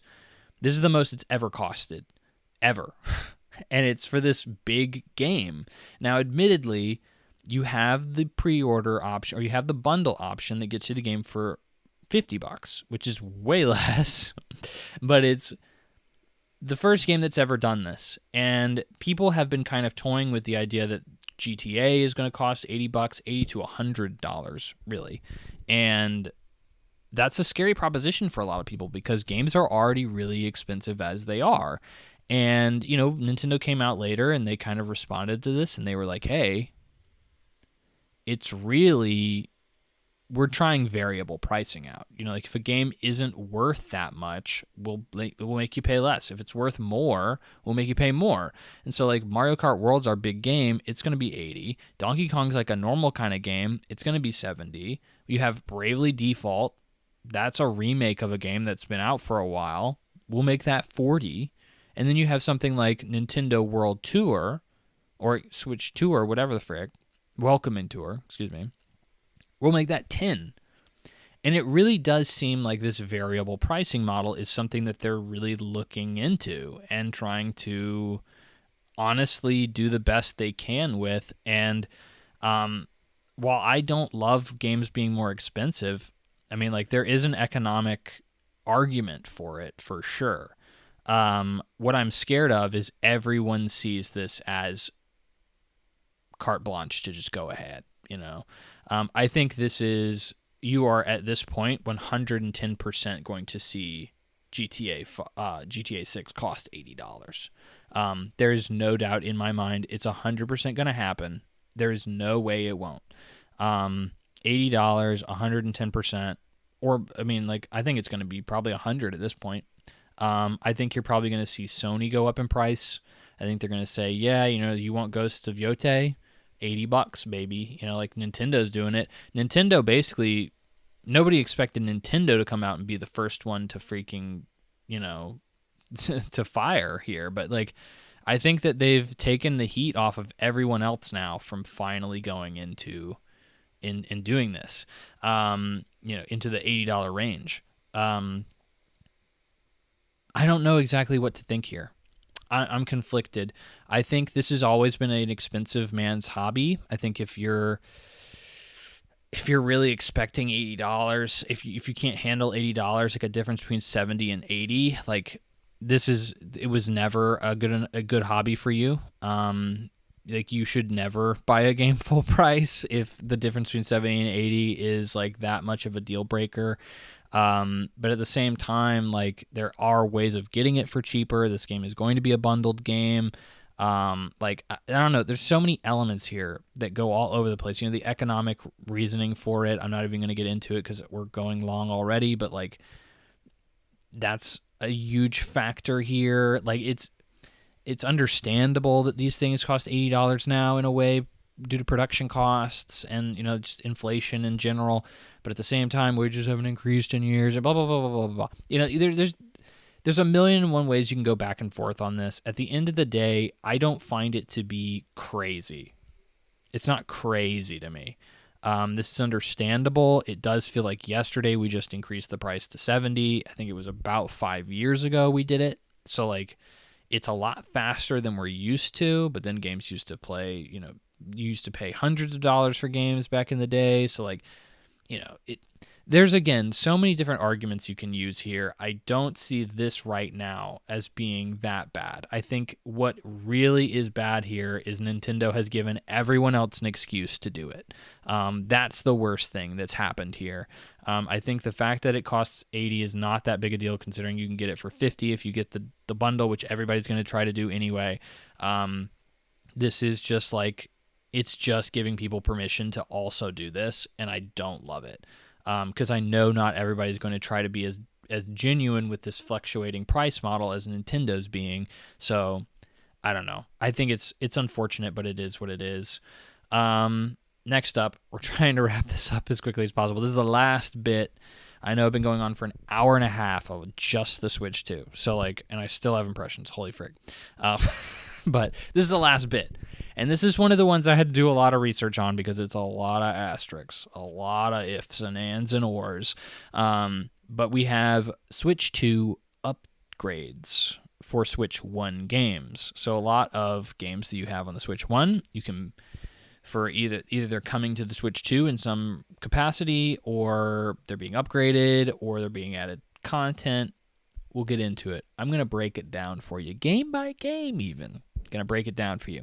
So several Switch 1 games will get free Switch 2 updates to improve playability, which is essentially what Nintendo has come out and said, is essentially those free updates are just going to improve like load times and performance. So nothing crazy, but it's nice that it's there. This includes ARMS for all 5 people that continue to play that, I suppose, Captain Toad Treasure Tracker, Super Mario Odyssey, Super Mario 3D World plus Bowser's Fury, Clubhouse Games 51 Worldwide Classics, Legend of Zelda Link's Awakening, Legend of Zelda Echoes of Wisdom, Game Builder Garage, New Super Mario Bros. U Deluxe, Pokemon Scarlet and Violet, and Big Brain Academy Brain vs. Brain. So a lot of the big Nintendo Switch exclusives that you'd kind of expect to get some kind of support, those are all free. You don't have to do anything. You get those no matter what. Much appreciated. Some of those games are some of my favorite games on the console / in general. So like, it's really cool to say that you get those for free. You get little perk there.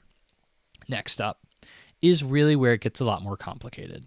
Several Switch 1 games are going to get upgrades containing new features that cost $80 on Switch 2, except for Breath of the Wild, which is one of the asterisks, which will cost $70. So if you don't own the game, or if you do, no, if you don't, again, there's asterisks here. If you don't own the game on Switch 1 and you wanted to buy the Switch 2 copy of, say, Tears of the Kingdom, you will pay $80. And this is one of those things that I'm like, I don't really love this. It really shouldn't be $80, but it is what it is. I think this is a lot more egregious than charging $80 for Mario Kart World, because Mario Kart World is an actual new game. Like these are all old games that you gave a little bit of content to, not some of which not even. So like, ridiculous in my opinion.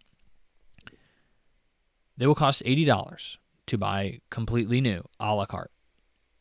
Okay? Or you can buy a $20 upgrade for some of these games. Some of these games don't have $20 upgrades either. So let's go through them one by one. Mario Party Jamboree. It is a $20 upgrade for Switch 1 owners. So if you own the original Mario Party on Switch 1, you can pay $20 and get the Jamboree upgrade for Switch 2. This includes, so you actually get something for this upgrade, a new set of minigames and modes featuring some of the Switch 2's new features, like the camera, the Piranha Plant camera, and the mouse, and the microphone as well. I've seen footage of microphone minigames too. So you get that. It's a whole new mode, whole new set of minigames, all incorporating Switch 2 hardware stuff. Okay, so you get $20 for that. Or you can pay $80 if you didn't own the original. Legend of Zelda, Tears of the Kingdom, and Breath of the Wild. So I already mentioned Breath of the Wild costs $70 to buy out the gate. Tears of the Kingdom is going to be $80 out the gate.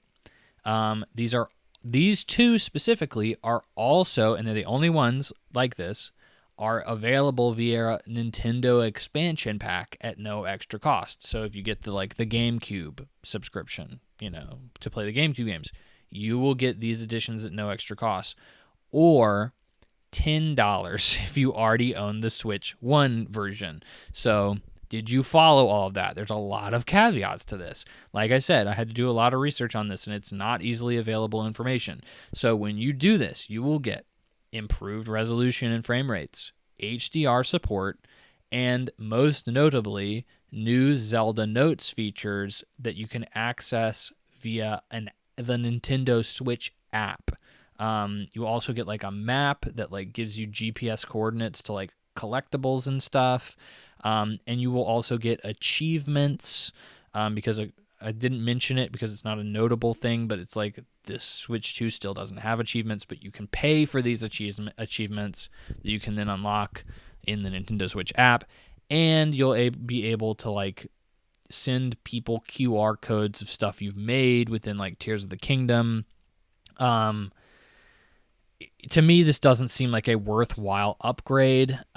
Maybe if you're super hardcore into this game and you really wanted those achievements, you wanted some extra features, you wanted improvements to the frame rate or something like that, I can only see this as a super hardcore, I really want to get the most out of these games, and I've played them 100 times and I want to play them 101 times. This is maybe worth it for you. These features, in my opinion, are not worth a $10 upgrade. Also, the fact that they are tied into an app on your phone, the vast majority of them are tied into an app on your phone, is annoying to me, and I don't particularly love that. Next up, Kirby Forgotten Worlds. It's a $20 upgrade, and it just includes a set of new levels. Okay, or an $80 if you bought it out of the gate, or just some new levels. By the way, that game is mid as frick. It is a baby game. I played it and it kind of sucks. So I won't be touching that with a 10-foot pole.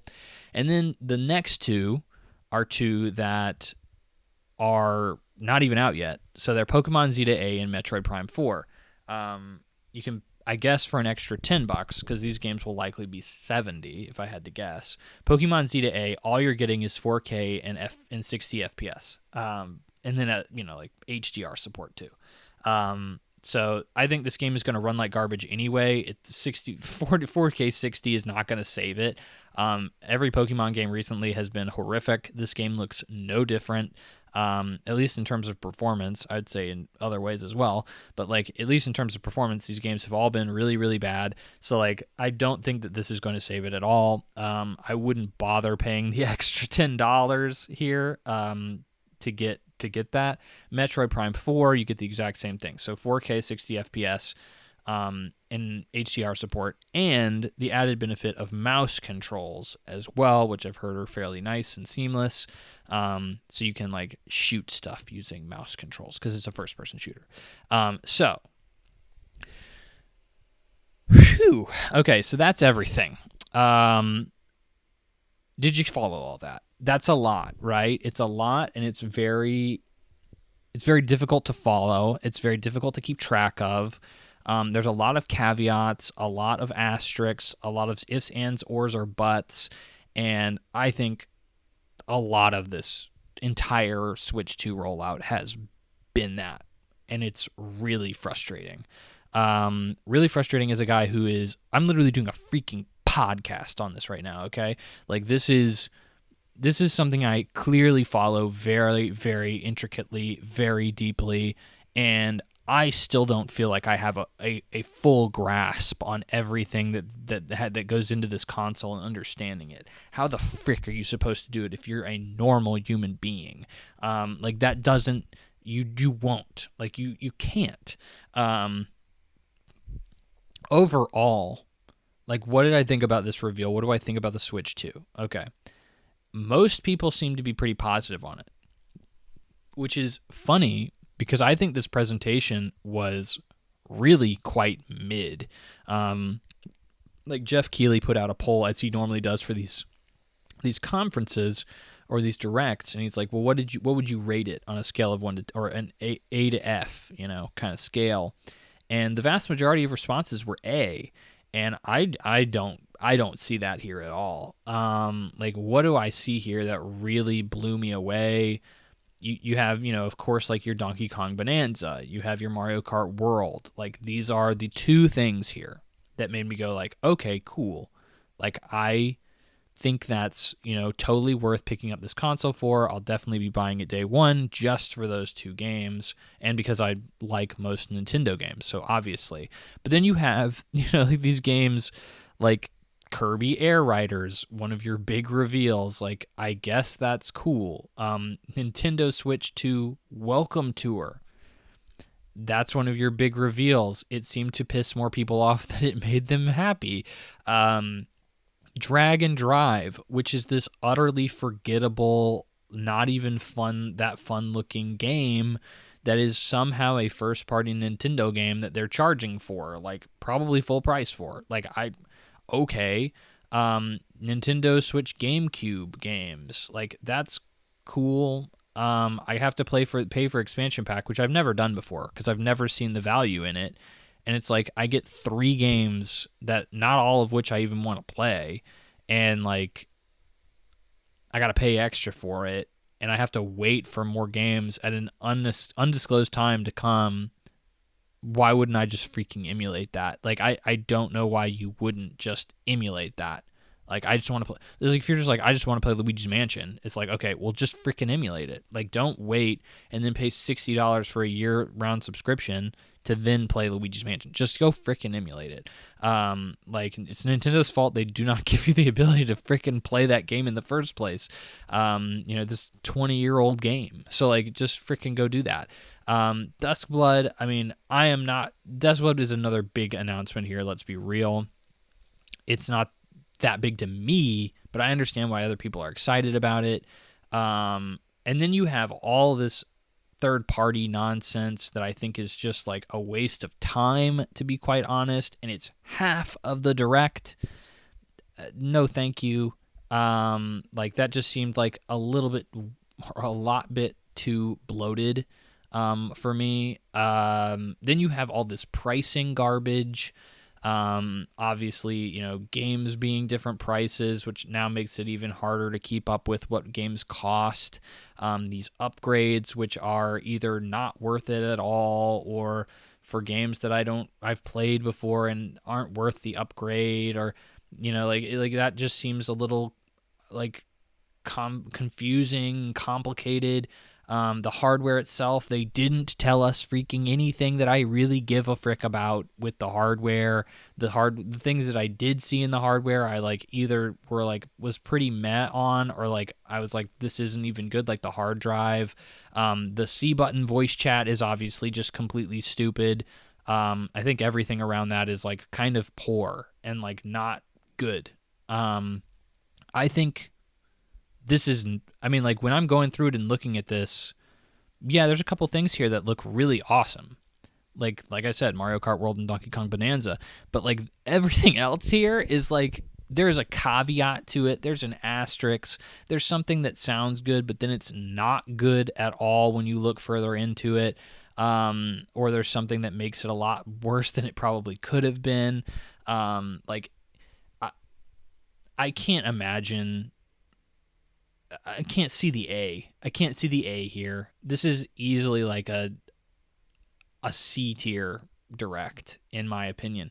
It's too much obfuscation. It's too much like oh, well, this is good, but also this is bad.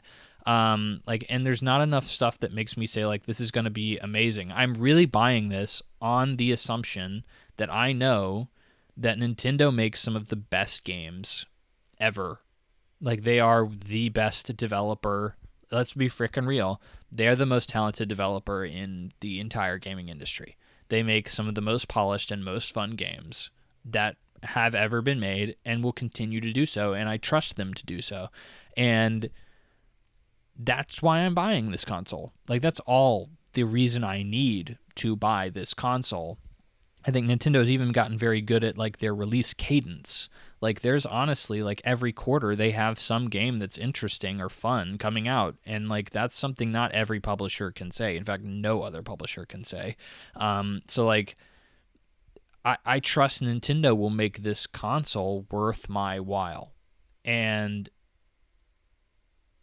that's why I'm buying it. I'm not buying it for anything else. If, in all honesty, I had the ability to just play their device, like, if I could play their game anywhere else, I would just get it there. Like, I would not buy this console. I think there's better alternatives out there. I think that the business model that Nintendo's trying to promote is confusing and sometimes anti-consumer friendly. Like, I don't love this direct. I know I sound very pessimistic, but I think, I mean, just the frustration I've had to go through doing all this research and compiling everything, I think is enough to piss me off enough, you know? Like, I think it was very poorly handled, and there was not enough here that needed to, we needed, honestly, more announcements, more big reveals. I know the ones they showed off they thought were probably enough. 3 games in the next year that are probably, like, major system sellers, and then, like, a couple tiny ones. I know that seems like a lot, but, like, it's like, I don't know. I feel like I just need more to justify a $450 purchase plus another, couple $100 in games. Like, that's a big chunk of change you're laying down. And you just need a lot more fanfare there, a lot more fun, a lot more excitement. And here I just was so exhausted with all of this bull crap that they threw in that I cannot help but be, like, a little bit let down. So, like, while this still is, like, the biggest news of the year, will be the biggest news of the year, will be a fun console that I will 110% pick up day one and play Mario Kart World and love it, and play Donkey Kong Bonanza and love it, I have to think, dang, this rollout was kind of confusing and kind of mixed, which is why I'd have to give it, like, a C. Like, we'll give it, like, a C+, because I think Donkey Kong Bonanza and Mario Kart World look amazing. But, like, that's yeesh. That's a lot, though. That's a whole heck of a lot. And I'm sorry for going on that long, but I think it is a big deal, and it is something that needs to be talked about. Okay, so thank you for sticking through that entire Switch 2 discussion. I know that was a lot. It exhausted even me, so I apologize if probably tapered off in energy there very quickly. A lot of nuance, a lot of itty-bitty details to go into there.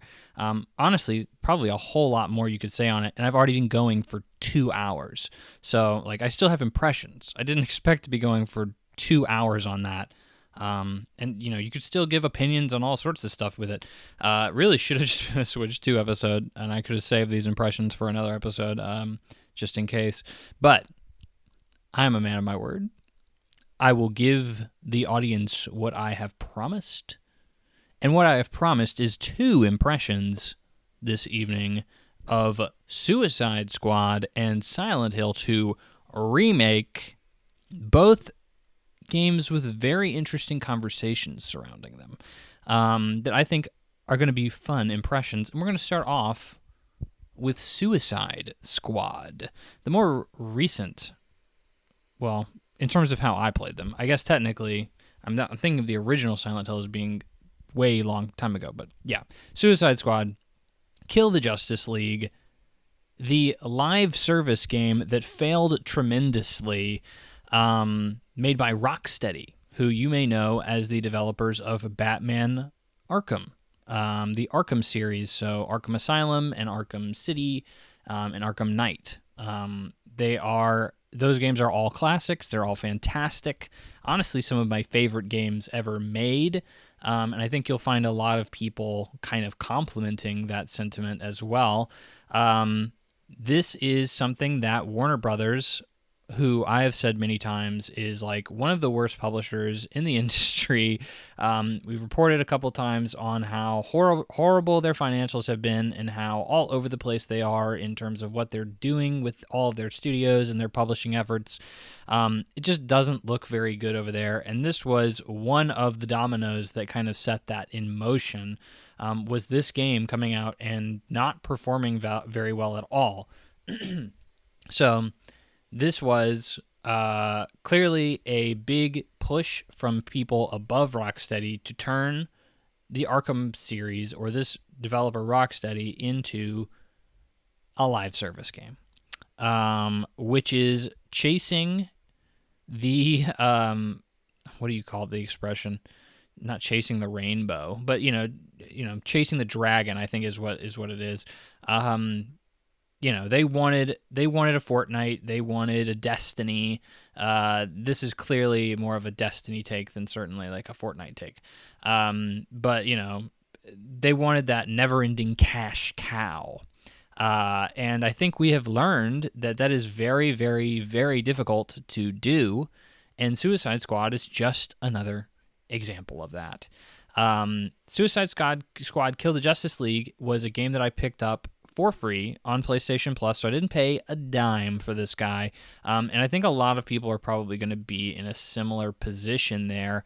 This game has already sunsetted, so it came out with several seasons that were planned after release when the game initially launched, and they have pretty much stepped away from it. They're not developing it anymore. And they gave it out for free on PlayStation Plus to kind of eke out any potential sales that would have garnered, microtransaction-wise, really. And I'm here to report that I actually kind of liked this game. I know, right? So this game is sitting at a 50. It's sitting at a 60 right now on Metacritic, and I think at release it was a 59. So wow, horrifically critically panned, absolutely decimated in reviews.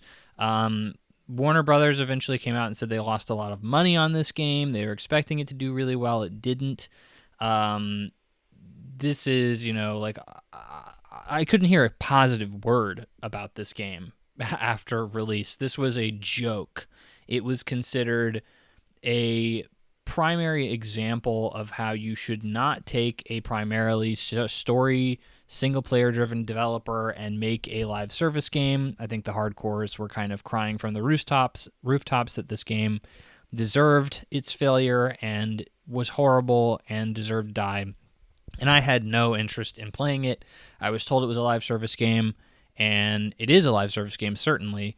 But there was no redeemable qualities to it at all that was worthy of allowing it to be played. So I got it for free, and I was like, let's just see how bad this train wreck is. I'll pop it in. It's free. I'll play it for an hour, maybe two tops, and I'll bounce. And I'll be able to say I kind of understand why that game did as poorly as it did. And I played it. And I started playing it, and I was like, oh, this is kind of interesting. Okay, I kind of like this. Okay, well, let's just kind of power through this a little bit more and see if, maybe there's something interesting. Okay, yeah, I kind of like that. And then before you knew it, I had finished the game. And this is not too tall of an order, considering I knocked the game down to easy because I was like, I've heard this game sucks, so I just really want to experience the story and, the mechanics.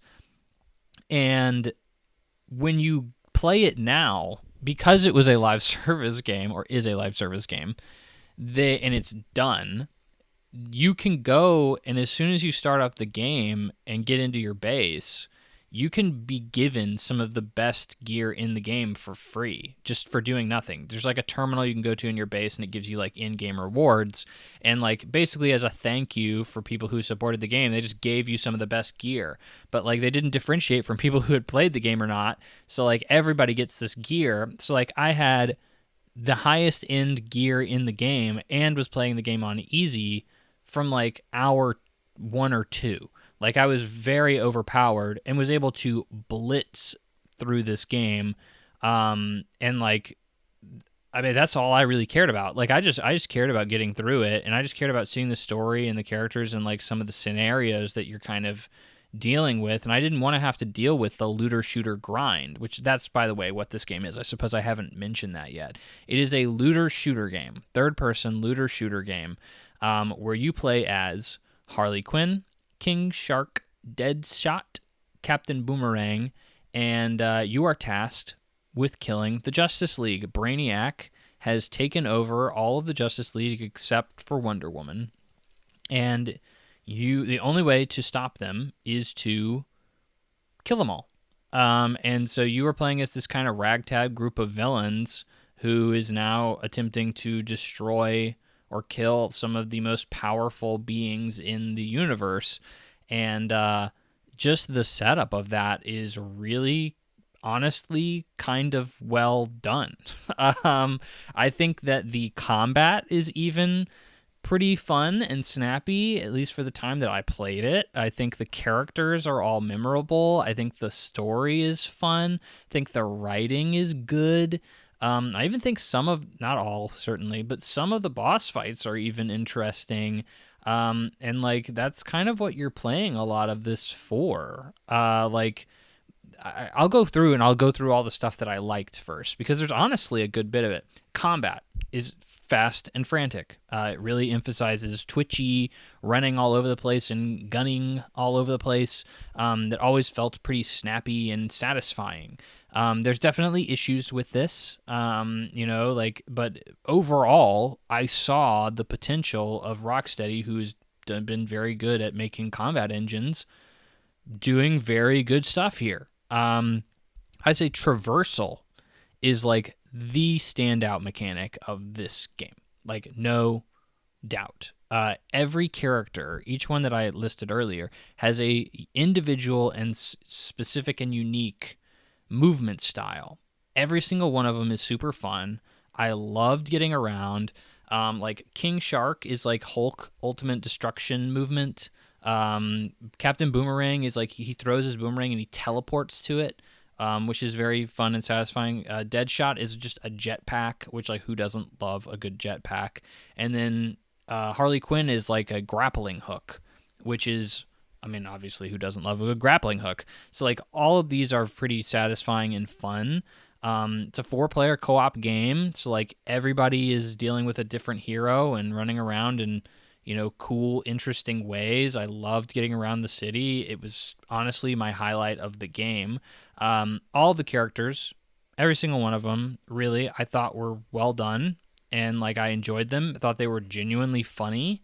And there were like fun moments sprinkled in throughout the campaign. I thought Captain Boomerang, who was always like who is this guy? Why did they incorporate him as a playable character? He's kind of a no-name DC character.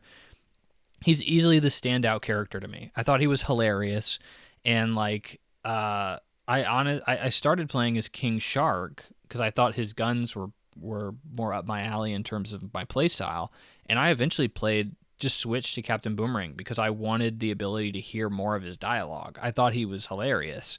The story, obviously, like Rocksteady's stories and writing has always been very good, and I think that this one is definitely good too. It's different. It's comedic in its tone. A lot of it, at least, is comedic in its tone, even though it is still a canon Batman Arkham storyline. So, like, this is the actual Batman Arkham Batman that dies. But like, I think they do a really good job like building up the Justice League and making them seem really like gods, which they kind of freaking are in all honesty, and like how the Suicide Squad totally sucks, and like these are the most unlikely group that could possibly take them down. Nobody expects them to do anything good, and like they are actually able to kind of somehow eke out a win against these ultra powerful beings, with some like cool cameos as well from other DC characters that are kind of sprinkled in as support characters in the background. And the interactions between these characters are often pretty fun and entertaining. And that's, a huge chunk of the game, obviously. The mechanics themselves, the story and the characters, like, and that's a lot of what I was interacting with, because I was running through this game not really having to delve into it very much, because I had all of these the ultra powered gear and all that other stuff. But even with that, okay, I know I just went on a long spiel about how a lot of stuff in this game is really good and I really enjoyed it. But obviously, there are elements that people did not like. And I have to say, it is certainly understandable, because this game clearly and quickly devolves into live service nonsense at its worst, and it is honestly kind of unforgivable in a lot of instances. The major and most notable portion of this that is absolutely horrific and kills the game. I think, honestly, if this was altered, you could honestly have a salvageable game here.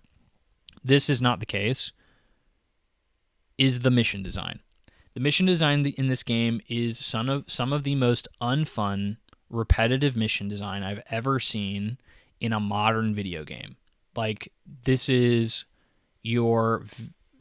clearly what it was trying to do, was use the campaign as kind of like an initiation phase to get you comfortable with these missions that you're going to be grinding in the end game for hours and hours and hours and hours and hours and hours, to get better loot or whatever the case is.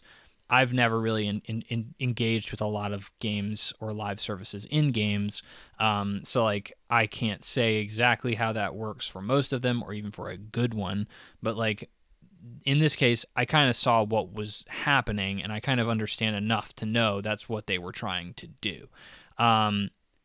These mission types include defend a point, defend a moving vehicle, kill a certain number of enemies, rescue a certain number of hostages and bring them back to a point, and etc. These mission types are the most uninspired, the most boring, the most bland, and certainly unfun mission types that I can possibly think of. And for a developer like Rocksteady that is so good at making these very linear, story-based missions that are so great, it's honestly very surprising to see them make these mission types that really are the main focus of the vast majority of the campaign that much. Like, to drop the ball so hard. Like, even main missions kind of rely on this structure, like most main missions are also kind of making you do some kind of form of what this is. You certainly have like side missions as well that are 100% that, but like that's what most of the missions kind of devolve into. And I mean, like, even when there was a really cool scenario happening in the background, you're still doing that over and over and over again. And I can't really say that it works. Like, it really does absolutely kill the game. Gameplay is centered around guns, and it doesn't feel natural, like in a way. Like, obviously, this was a decision that was made because that's what every other looter shooter has to have is guns. When you look at somebody like King Shark or Harley Quinn Deadshot obviously is an exception here, but like Captain Boomerang, these are characters that already have established powers in lore that you can easily turn into like a move set that you can use in a freaking video game.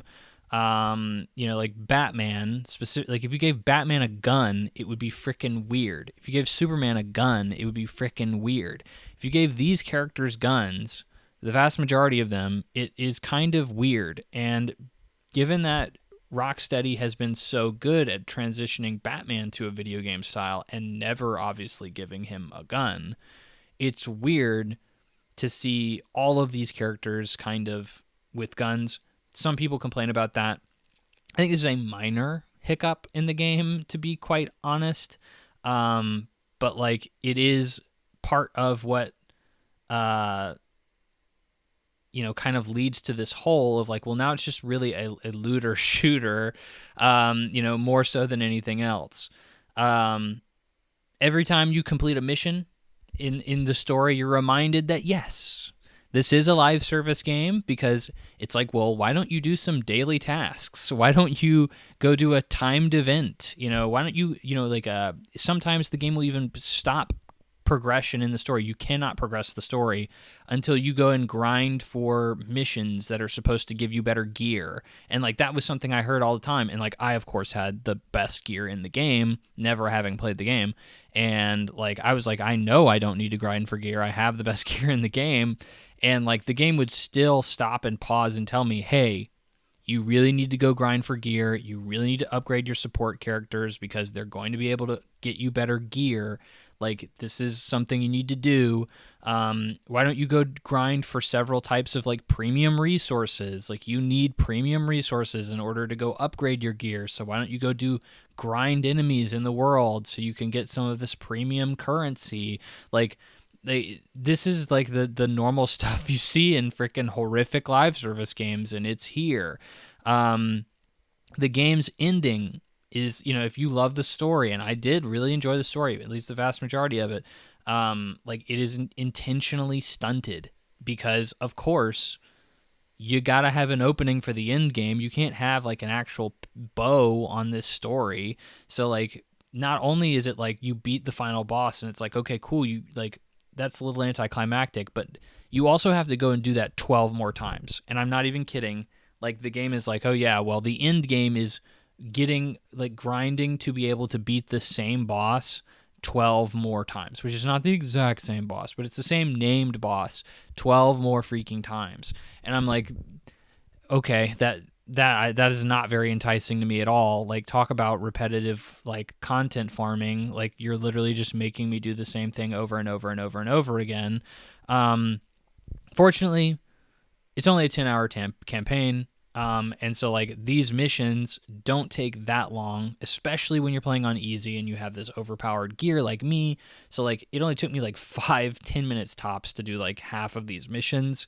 So like I totally was okay doing it, but like I can see somebody bailing from this like so quick if they're like they had to grind missions to get better gear because the game was pushing back on them in a more difficult way, or like they just specifically were like, I have to keep doing this over and over and over again, no thanks, I'm just gonna jump ship. And like I don't blame them at all. Like I think I got what I wanted from this. I got a good story. I got good characters, good writing, good scenarios. Like, I enjoyed a lot of my 10. And, like, I think the gameplay is honestly, for the most part, pretty good. Like, I think there's a lot of talent, like, a lot of obvious talent that is put into this game. And for my entry price of free, I got exactly what I wanted. Like, I honestly was expecting so much worse, that from a game that's currently at a 60 on Metacritic. And when I look at that score, what I see is this was clearly a push, like I think that there's clearly horrific problems. I think the core of this game is at odds with itself. It is half a live service game at its core and half a like Rocksteady game that has clear talent and clear ambition behind it, that's trying to do something interesting and different and fun, but like because the core design of this looter shooter live service game is also so deeply embedded within its DNA, it's really difficult for like, I feel like almost anyone to be happy. Like I feel like that's probably the case. But I think a lot of people pushed back against this game in a way that I understand the pushback, certainly, no doubt. But a freaking 59 on Metacritic at launch, and maybe there were some issues there, and I think there were some technical issues, but the game never rebounded specifically. It eventually went up to a 60. A 60 on Metacritic is, I mean, that I think that's really low. Like, I think that's really, really low. I think recently I've been like, oh yeah, well, like a lot of people when they review games, it's honestly like when I look at the Metacritic, I really kind of agree with it for the most part. Like most of the time, critics kind of land someplace that I kind of agree with. Once I've played the game, I understand why they felt that way, and the score kind of shook out that way. I've found it's more and more rare that I'm like, I really don't agree with this score. And I do not agree with a flat 60 on Suicide Squad. Like, I think that is way too low. There's too much good here. And again, I know there's a lot of bad, but I think there's too much good here for this game to be a 60 on Metacritic. And of course, my opinion may have been completely swayed if I paid $60 for this thing at launch. Like I didn't. I paid 10 and I paid 0, and I only put 10 hours into it. And that 10 hours, I did exactly what I wanted. I never had to grind for stuff. I really only towards the end of those 10 hours did that repetition of those missions that I didn't really enjoy start sinking in.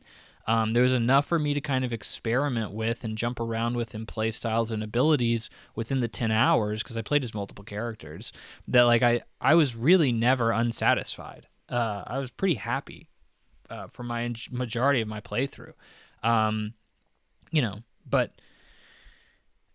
So I didn't almost touch half of the stuff that people were really pissed off about, and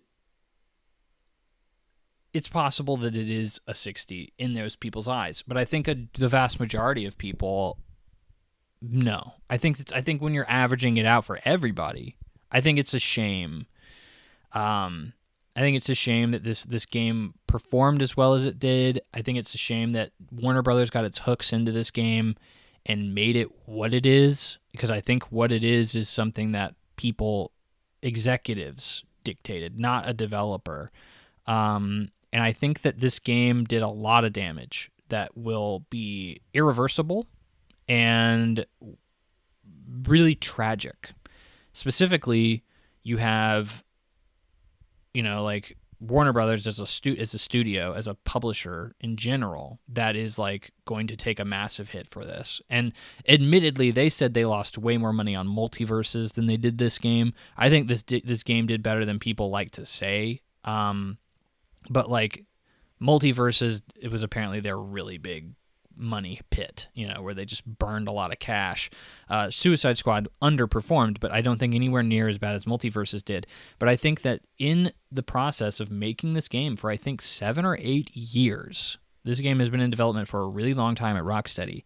I think a lot of people looked at this and said, I didn't come here to Rocksteady to be a part of a live service game developer. I came here to make Batman games.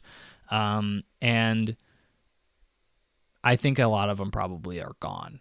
I think this studio is like probably in a BioWare situation. I wouldn't be surprised if your next Batman game, which they have now confirmed, oh yeah, we put Rocksteady back on, just make another Batman game, because Suicide Squad didn't work out. I think you're gonna see that it's probably not going to be as good as you would like, and I think Suicide Squad is going to be to blame for that. So.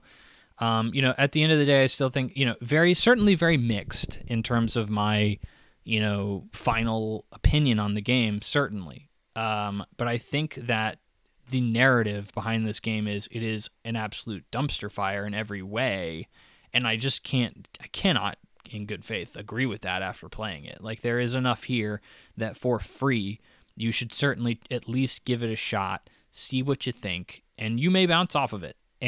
But if you think the story and characters are good enough, it may be worth, kind of plowing through that garbage live service stuff in order to get to the good bits. And it's all not going to be good bits, but like a lot of it is somewhat interesting. So like for free, I think I'd definitely recommend this game, and in terms of like at least, putting an eye on it and making sure it's something you're interested in or not. But like, I am glad I put the time into it. Surprisingly, it's very rare that I play like a free game and I'm like, oh, I'll just give it a shot and just kind of get a feel for it, and I actually stick with it. So like, this is one of those, and I'm really glad I gave it a shot. Next up, a game that people actually liked. Silent Hill 2 Remake. This is a classic game. Silent Hill 2 there's a reason. So Konami's been doing a weird thing where they're remaking all their games, but they're not remaking them in chronological order, which you would think would be the obvious thing to do, right? So instead of Silent Hill 1, the first thing that they're remaking is Silent Hill 2. And then for Metal Gear, the first game they're remaking is Metal Gear Solid 3, which both of those games are, by and large, kind of considered the best games in their particular franchises. Silent Hill is a little bit more of a divisive subject than Metal Gear. A lot of people like all the Metal Gear games. Silent Hill is kind of all over the place in terms of its quality. I don't really hear anybody talking about the original Silent Hill. I know for a fact you have something like Homecoming, which is considered just like a really, really bad game. I did a lot of research trying to prepare for this particular talk on the original Silent Hill 2, and like I kind of came across a little bit about the original Silent Hill, and like, yeah, that game, yeah, it's a little weird. It's not, I mean, no weirder than Silent Hill 2 in a way, but it's like, there's definitely like, it's more so about like old gods and stuff like that. I mean, it's a horror game. It's a Japanese horror game, but it's like not anything like what Silent Hill 2 is. But they tasked Bloober Team with making Silent Hill 2 Remake. This is the team behind the incredibly mediocre, if not almost barely passable, The Medium, which was basically their resume builder for making Silent Hill 2 Remake. It is incredibly similar to Silent Hill 2, other than it's just incredibly mediocre. There's a lot of fog elements in there, which Silent Hill 2 is very much known for, and the vibes in general are very Silent Hill 2-y. I played it a little bit on Game Pass. It was one of the first Game Pass only day one releases, and I gave it a shot just because of that, and it's not that great. I bounced off of it pretty quick. And then of course the YouTube like PewDiePie bait, Layers of Fear and Layers of Fears, which they later renamed to Layers of Fear 2, which I have played Layers of Fear 1, and it is, I mean, it's supposed to be a horror game. It's quite possibly the least scary, most boring horror game I've ever played in my entire life. I played it with a group of friends. We try to get together every Halloween and like play some fun horror games together. And dang, yeah, that one, I think all of us were like, yeah, that was a bad choice. And I was like, I didn't check it out that high. I didn't go into the in depth and like try to figure it out. I just know it's a viral game that all these big people are playing and everybody thinks is super spooky. And it's like it's not even. It's like freaking. It's not even good. I'm not a fan. But anyway, so Bloober Team was given this game, this classic, to handle. Marketing was very poor. It even had Bloober Team like openly insulting Konami as a publisher, being like, yeah, they're completely mismarketing this game. Like, the lead up to this game was kind of like a train wreck. In a lot of ways, it was a train wreck. And the game eventually came out and is an 86 on Metacritic, incredibly well reviewed, very high critical praise. And I was like, okay, like this is clearly a time for me to check out Silent Hill 2, considered to be one of the best games ever made. If you're going to do it competently, I'm happy to check it out. So this is following the story of Jake Sunderland, who returns to the town of Silent Hill, a foggy mountain town, to find his wife after he receives a letter from her that she is waiting for him in the town, in their special place. But this twist is 3 years after her death, and Jake has to wrestle with the fact of how she could possibly be alive after 3 years of her apparent death. In the process, he travels into the town, and there's a bunch of freaky stuff that happens, a lot of monsters, a lot of oopy goopy stuff that he's got to crawl through, and it's a creepy time. This is a horror game for sure.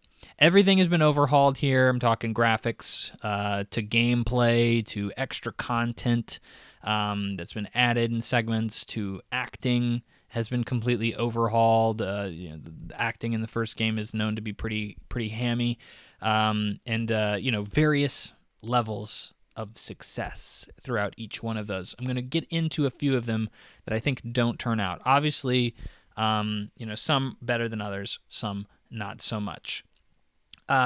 Here's what I learned. So I really didn't know a lot about Silent Hill 2 at all, really.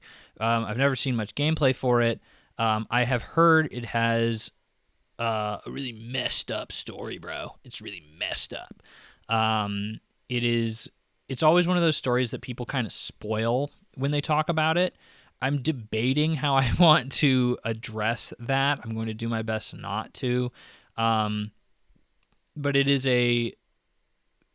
it's always like one of those things that people, when they talk about it, they're like, oh yeah, Jake Sunderland, the protagonist of that game, he's messed up, man. He's so messed up, dude. He's got some problems. Like, that's always what I hear, is like, he's almost like an evil character.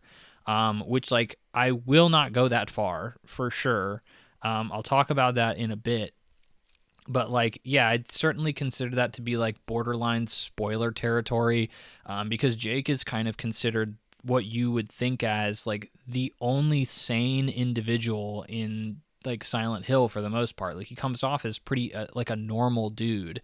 And the fact that people are like, oh, well, he's actually kind of effed up is, like, I think a little bit leading, a little too leading of a statement. Again, don't fully agree with that, but like, I understand why people say that, certainly. But like, I didn't know what people really loved about this game. Like, I've heard that its themes were good. I've heard that its like symbolism was good. I've heard the scary stuff was very scary. The imagery was very interesting. I didn't realize that, like, pretty much everything in this game is not that massive except for the story. Like, I genuinely think that I think the game's story is fantastic. And you really don't even get that big reveal that makes it fantastic until the very end of the game. Where you kind of are like, honestly, the scenario and story is interesting no matter what, but like the story being revealed in that way, it makes it even better. Characters are also very good. You really I think people like to glaze this game a little too much on its characters.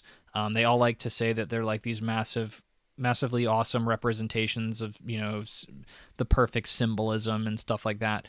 And I don't know. I think it's a little overbearing there, but I do think the characters are good. There's definitely some fun stuff with them. Maybe not fun is the best word, but there's some good stuff with them too. You're really ultimately playing this game for its story and its themes. Everything else is just like nice. But it's certainly not the best I've ever seen in any way, shape, or form. So we have the major good thing, right? The story. We'll circle back around to it in a bit. Here's the thing, though. This game isn't perfect. It's a survival horror game, so you have your combat, you have your exploration, picking up resources, all that stuff. This game is really hampered. It's really hurt by two major flaws. Horrific flaws, I'd say. And that is its pacing and its combat. And let me delve into why that is for a bit. So first off, we'll get into a couple of issues here. So the first one that I wrote down is texture and graphical issues. This is something I have seen in something like The Medium, and honestly a couple of other Bloober games. Like I said, I've played a couple of them. They have, I don't know what engine they're using, I don't know what the frick they're doing, but like some of the textures in this game are really bad looking. Like specifically like slime and like fabric. If it's like a moving fabric, like not just like a stationary set of curtains or something. If you're like pulling a cloth off a table or something. Specifically the goop though, like goo and stuff, it looks horrific. And I'm not saying scary horrific. I mean like it just looks bad. Like it looks really bad. Like I don't know why they can't make this stuff look better. People have definitely made it look not weirdly textured and pixely, but like Bloober Team has not figured that out for some reason. Whenever these moments happen, it completely took me out of the experience. And like even though they weren't that like a lot of them, they're still definitely there and like definitely worth noting. Pacing is really hampered by the most noticeable issue in this game, which is padding. So to give you a good idea, the original game was 8 hours long. So from start to finish, it could take you 8 hours to beat the game, something around that.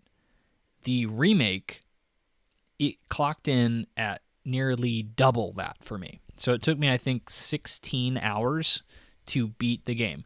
And you're like, okay, were you just going really slow? What the frick was going on here? No, dude. They added that much content.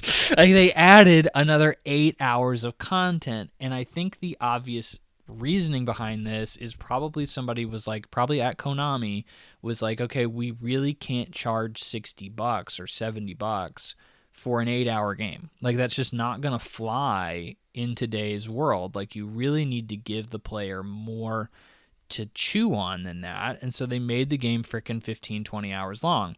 That being said, the original and this game as well has many reasons to replay the game. And that's where you're supposed to get most of your money's worth is like, well, I have to replay the game to get the freaking dog ending, like the infamous dog ending of Silent Hill 2, where you find out the whole thing has been controlled by like a dog at a computer. Like that's kind of where we're going here. But anyway, so you're like, okay, double the time. What the frick did they do? Like, how did they do that? And it's these areas, most areas that you go into have now been like have added extra areas. They have more puzzles in them. They have more rooms.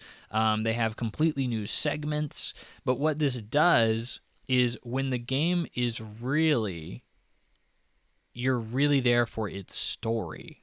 Like that is the main draw. You can't have like a freaking 5-hour segment where you're not progressing the story at all. Like in the original, you're going through an area and it takes you maybe an hour or two to get through it. And now it's taking you, freaking 2 to 5 hours to get through an area, depending on how big it is. And it's like, well, frick, like that's I'm done with exploring. I'm done with fighting creatures. I want to get back to the story because that's what's really intriguing to me. And it really breaks this pacing down in a way that I think is noticeable, especially in the later half of the game. And I can see this game being incredibly tight and well-paced and, like I said, like a classic if it was half the length. I would have no issue with this if that's the case. I also think that there's ways that this game could have been padded and it wouldn't have been like a problem, like specifically the ways like I kind of came up with in my own head, for maybe it's stupid, but my silly brain thought, well, why not give the player more of like Silent Hill to explore? You really don't explore Silent Hill very much, which is, hearing about this game, that's what I thought you were doing. Like all this talk about fog and moving through the fog and all that other stuff. I was like, oh, well, clearly that's just what you're doing so much of the time. Clearly you must be getting very intimate with this setting, and you really never do. In the remake, you do have like a moment at the very beginning of the game, which is one of those extended segments. Like in the original, you pretty much just immediately go to the apartments, which is the first like major linear segment of the game. And in the remake, there's a segment that they've added that's like, well, now you need to go and you kind of need to explore Silent Hill, as a town, and like go to different places and kind of interact with different areas that weren't there in the original game. And I'm like, that would be really cool if I could continue to do that. Like if there was more of an incentive to do that, if there were more, areas that I could investigate and explore. Maybe optionally they made it mandatory in this game, but I thought that was a really cool part of the game that could have been expanded upon. And like kind of as I went through the game, I understand why that would have been difficult, like moving forward. But I think something like that could have been really cool, or making Silent Hill itself more of an investigatable hub area of sorts, where maybe you're encouraged to explore. Like resources are not plentiful in survival horror games, so like now you need to go out and find more ammo or find more healing, and because you need it to survive. Or maybe you'll find like an extender for your clip for your pistol or something like that is like really valuable. It's not game breaking, but it's like something that a player would really feel is a valuable resource that they're improving from obtaining, that would be worth your time investigating and moving through, areas that are more optional or maybe even mandatory. I mean, it is what it is as long as they're well designed. But it's difficult. It's difficult that to explain why they decided to make these just like they just padded elements and made it twice as long. And so that leads me to my next problem, which is the combat. Combat is a tricky thing to describe. So there's two reasons that the combat doesn't work in this game. In the original game, the combat is absolute trash. If you've ever seen somebody play it, if you've ever heard somebody who isn't trying to absolutely praise this game in every way, shape, and form, you are going to realize that the combat is incredibly dated. It is not very well designed. It's just not very good. Okay, there's two things in this game that make it broken. We're gonna first kind of address the combat itself. So the combat specifically, you get a dodge. There is no dodge in the original Silent Hill 2. Because they want you to take hits. They want you to feel like you're powerless. And in Silent Hill 2, the combat is certainly retooled. It feels satisfying. It feels good. Here's the problem. Your dodge is OP as frick. Your dodge is OP as frick. You can animation cancel in the middle of an attack to dodge. So you're pretty much a god if you know how to dodge. Enemies have very predictable patterns, and the first time you meet an enemy, you're going to take hits. You're going to try to learn exactly what's going on here, just like any game. And like once you figure out their patterns, you will be able to dodge everything efficiently and never take a freaking hit in this game again. Not that you'll never take a hit, but you will take very few hits throughout the game. So you are now this uber powerful dude who has the ability to basically dodge everything. Enemies are easy to predict, and like combat is now a lot more fluid and like not as hampered by decade-old design. So you are now a god in combat. not a god, but you are very powerful in combat once you learn the ropes. And then 2 is how they designed specifically resources. So kind of backing up a little bit, the game is super oppressive about a fifth of the way through the game. This is like, I genuinely had trouble playing the game, and it's very funny because I have a friend who's also playing the game, and he loved it as a kid, and he was like, "It is so stressful playing this game," and I was like, "Oh, what a baby! There's no way it's that bad." And then I started playing the game, and oh my gosh, it was draining. It was so stressful to play this game because at the very beginning of the game, you have obviously no resources, and you're learning all the ropes, and everything's beating the frick out of you. And you get absolutely demolished. So like every time I was picking up a healing item, which is a finite resource in the game, think Resident Evil, I would get hit and I would like immediately have to use it. Or I would get the crap kicked out of me by a few enemies and I would immediately have to use it. And like, so I had like max, like 3 healing items on me at any time. And those healing items would be used very quickly. Like it would very regularly be used as soon as I picked it up. I would pick up bullets and like I would pretty much immediately have to use them all. Like it was like, maybe not immediately, but like, or I would get to a boss eventually and I would have to use all of them. I'd be back to square one. And I was like, oh my gosh, like this game is horrifically like oppressive in how its resources are handled and how it's giving you so little to work with. And then as I progressed through the game, like I said, I got really good at dodging enemies and I got really good at memorizing enemy patterns because there's only like 3 enemies in the game. So like once you figure out how they work, you can pretty much dodge everything. And so like after that, you get to a point where you can pretty much dodge everything. You can hit everything with a melee ability. You never have to use bullets. And I started accumulating resources. And so there are 2 ways you can handle survival horror resources. 2. The way this game does it, and the way a game like Dead Space or Resident Evil does it. So the way Resident Evil and Dead Space do it is they will randomly give you, kind of, in a way, randomly give you resources. So specifically in Dead Space, this is kind of the way they decided to balance the game. Is I recently played Dead Space Remake, so I definitely remember this, is I would always be like 1 hit away from death in Dead Space because it was like, why would I ever use my health resources? Because like I don't have any and I have to find more. So like if I use them, I won't have any and then I may not find any more and I'll just die. But then I realized like at some point in the game, I realized, oh, well, if I use them, the game is only determining how often to give me health items based on if I have health items or not. So like if I used all my health items, the game would then just all of a sudden start giving me healing items.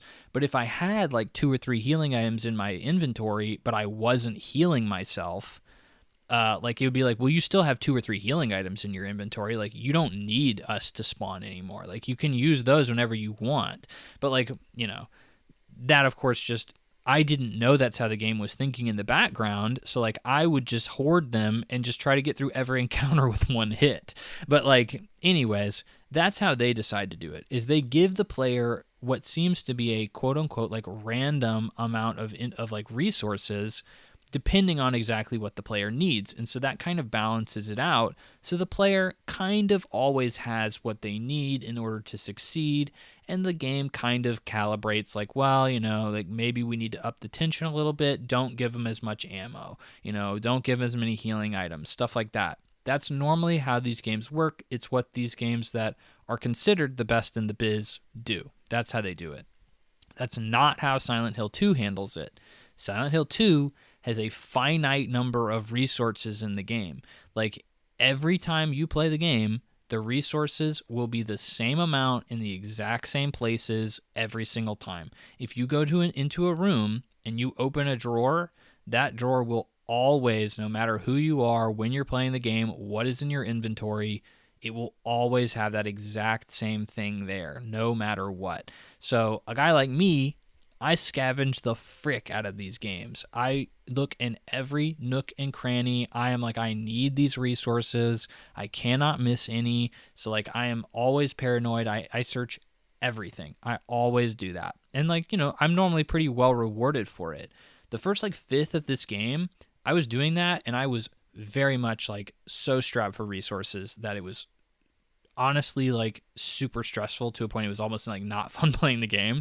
But then like after that fifth, I had kind of mastered the combat, I had figured out enemy patterns, and I had gotten to a point where I started accumulating resources.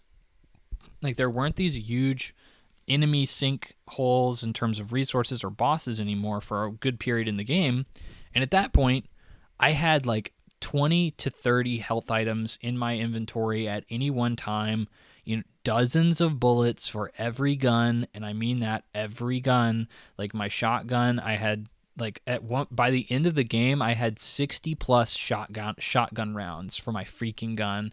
And like I realized, I have been hoarding resources for so long that there is no reason for me to ever use melee again. So I just started blowing away every enemy with a shotgun every single time I ever saw one for the rest of the game. And this dramatically lowered the tension, obviously, in the game. And like this is directly due to design issues, I think, behind the game. If they had resources in a way that was handled like a Dead Space or Resident Evil, I would have never had that. And I understand why they do that, because it's like, well, what if a guy is playing the game and he's not as good as me? What if he doesn't master the combat?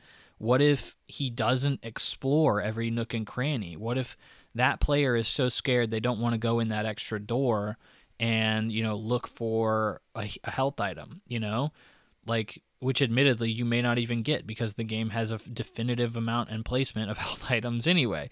Like, like that is kind of where I think the obvious design decision is like, well, then we just need to put a lot of them everywhere so that every player is accommodated.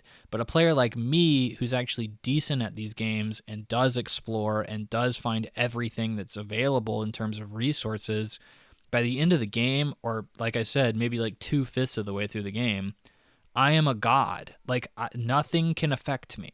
Like I am running through every area because I know how to handle every enemy. I have the resources to heal myself, even if I just trip and scrape my knee. And I can blow any enemy away with a shotgun if I feel like it, which is like early in the game considered an incredibly premium resource that you would never want to throw away a shotgun shell on like a random enemy. Like you save that for like a really special occasion where you're about to freaking die. So like I think that both of these things completely derail the tension in the game. I think the game, the opening part of the game is too tense, and then I think 4/5 of the game is like way like it's not tense at all. And like my friend also kind of expressed that when I was talking to him about it. He was like, yeah, like the beginning of the game is like incredibly stressful, but like now I have enough healing items that I can pretty much do whatever the frick I want. So like I am not the only person who's encountering this. And like I'm surprised I don't see more people complaining about it in the remake, but that's because I think most people are here for the story. They are here to talk about how great the story is and nothing else, and kind of defend the game in a lot of different ways, which now that we've gotten through that, I think I'm going to get into the meat and potatoes of this particular discussion. There's two things I think are very interesting to talk about in this game. One is, does this game deserve the classic / all-time greats like label? Are people right when they talk about that? Like when somebody says this is a Silent Hill 2, this is a BioShock, like is it that good? What I have come to the conclusion of, for story, honestly, I think it might. I think it certainly might be like one of the best / classic like best stories in a video game. I freaking get it. Um, when I talk about the story, when I talk about the themes here, there is something here that I think no one else or not many games are able to say, or I'm able to say about most games. And that is the subjects surrounding this game's story are mature. They are mature. They are some of the most mature subject matter I think I've ever seen in a game. And I mean that in terms of their complexity and the emotions that they elicit and the realness in them. Like a lot of people would probably say the same thing about like something like The Last of Us. And I think that The Last of Us is trying to be a little bit more, I'm not gonna say pretentious, but I'm gonna say it's like trying to be mature almost for like mature sake. This is trying to be mature in terms of, I feel like it's almost trying to communicate something and like talk about something and say something. And it is something that I've never had to really think about before, and something that I think is a very interesting thing to think about. And it's very gray, even in a very messed up way. It's almost kind of gray, and I really appreciated that. And I think that even though, like I've played a lot of games and, obviously seen a lot of movies and stuff like that, this is one of those things that I'm like, no, like this really had something interesting to say that not a lot of people do. And it said it in a way that's very entertaining and compelling. For everything else, honestly, no. This is not a classic / all-time. The gameplay, level design, pretty much everything else here is like good. But I mean, like calling it an all-time great for anything else that's in these games at all is like really a stretch, like a really big stretch. Like to say that no other survival horror game is anywhere near as good as this, or like the whole package itself is like that good. I don't know. That just seems a little ridiculous. I think that the story is so top tier, and the rest of this game is so, I'm not gonna say bottom tier, but it's okay. It's good enough. Like it's good. Like you can get through this and you will think this is a fine video game. Like you will not say this is so great, like it's the best survival horror game I've ever played, but you will say this game is a fine survival horror game, if anything a good survival horror game. And then by the time you get to the end of the game, you'll say, wow, that story was really good and I really appreciated it. And you'll probably put it on your top 10 games of all time, and that's fine. Like I think that honestly makes sense, but like to say that the rest of this game is very good is, I think, a bit of a stretch. So when we say that, when we break that down, here's the other big question that I think is worth talking about, which is, do people praise this game too much? And do they give it a pass? I think, do they look at things like the combat, like the voice acting in the original, and some of the things that maybe aren't as good in this game, and do they say, well, and this is my least favorite defense for anything ever because it is so ridiculous, is and subjective, and can be weaponized so easily, at least in this particular conversation, is they say, well, it's art. It's art. It's supposed to be like that. All the flaws are actually meant to be like that. They're supposed to be there. And here's what I have come to determine on that.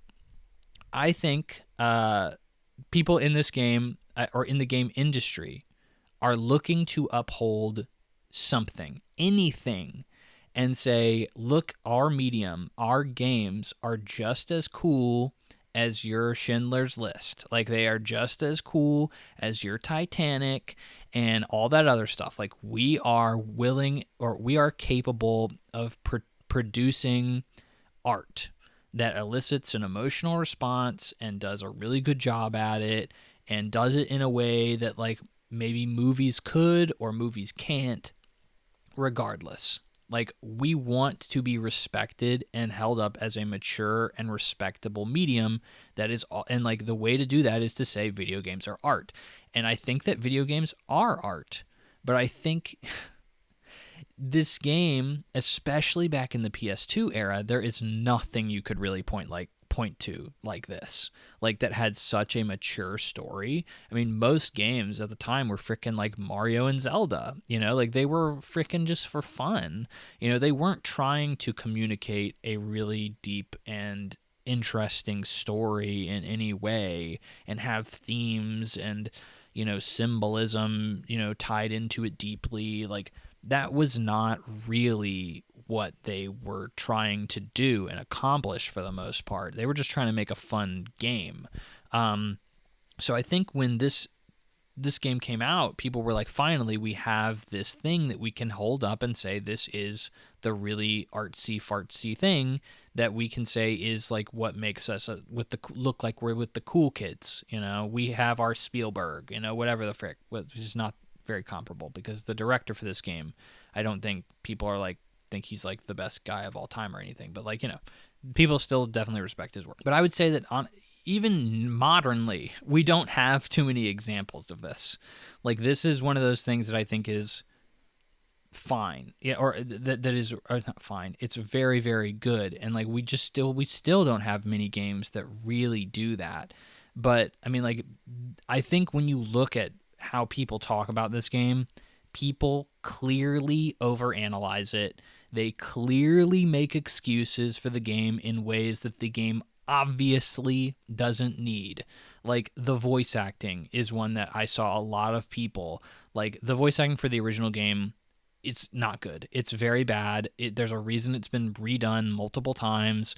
Like in the HD remake and in this one, like, it's redone because it was garbage. And like, people are like, oh well, it's meant to be like dreamlike. Like, it just sounds off because like Silent Hill itself is kind of dreamlike and it's symbolic and trying to communicate with, you know, Jake and tell him things about his life and stuff like that. And I'm like, bro, no, it's just that back in the day, video game voice acting sucked, and like producers and directors or whoever the frick would just pull in random mother effers from off the frickin' street, and they would say, hey, why don't you do voice acting for our video game?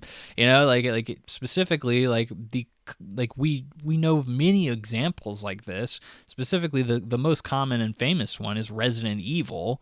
You know, like, you, the master of unlocking. Like that is like a very famous video game quote because it was such bad translation and bad voice acting. It was also from a very popular video game, which, you know, I've definitely seen worse examples of video game voice acting than that, but like, that was just from a very popular thing. So like, that's why I think it stuck, you know, culturally within the gaming community. But like, you know, like, saying that the voice acting is meant to be that bad and that was like a creative decision is like, I think, completely disingenuous and completely silly.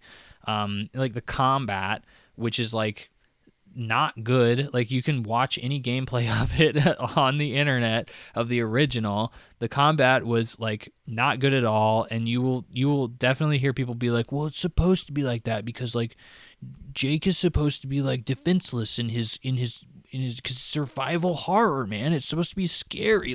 Like no, like Resident Evil, like if you play like Resident Evil 2 Remake, that's a very good example, is like, that is a game that intentionally debuffs the player. It gives you horrible reticle swing and very bad accuracy to try and intentionally like make it so that the player has to stop, plant their feet, and like fire on an enemy instead of running away from them and trying to shoot them, and making every bullet count because, like, again, resources are incredibly scarce in those games.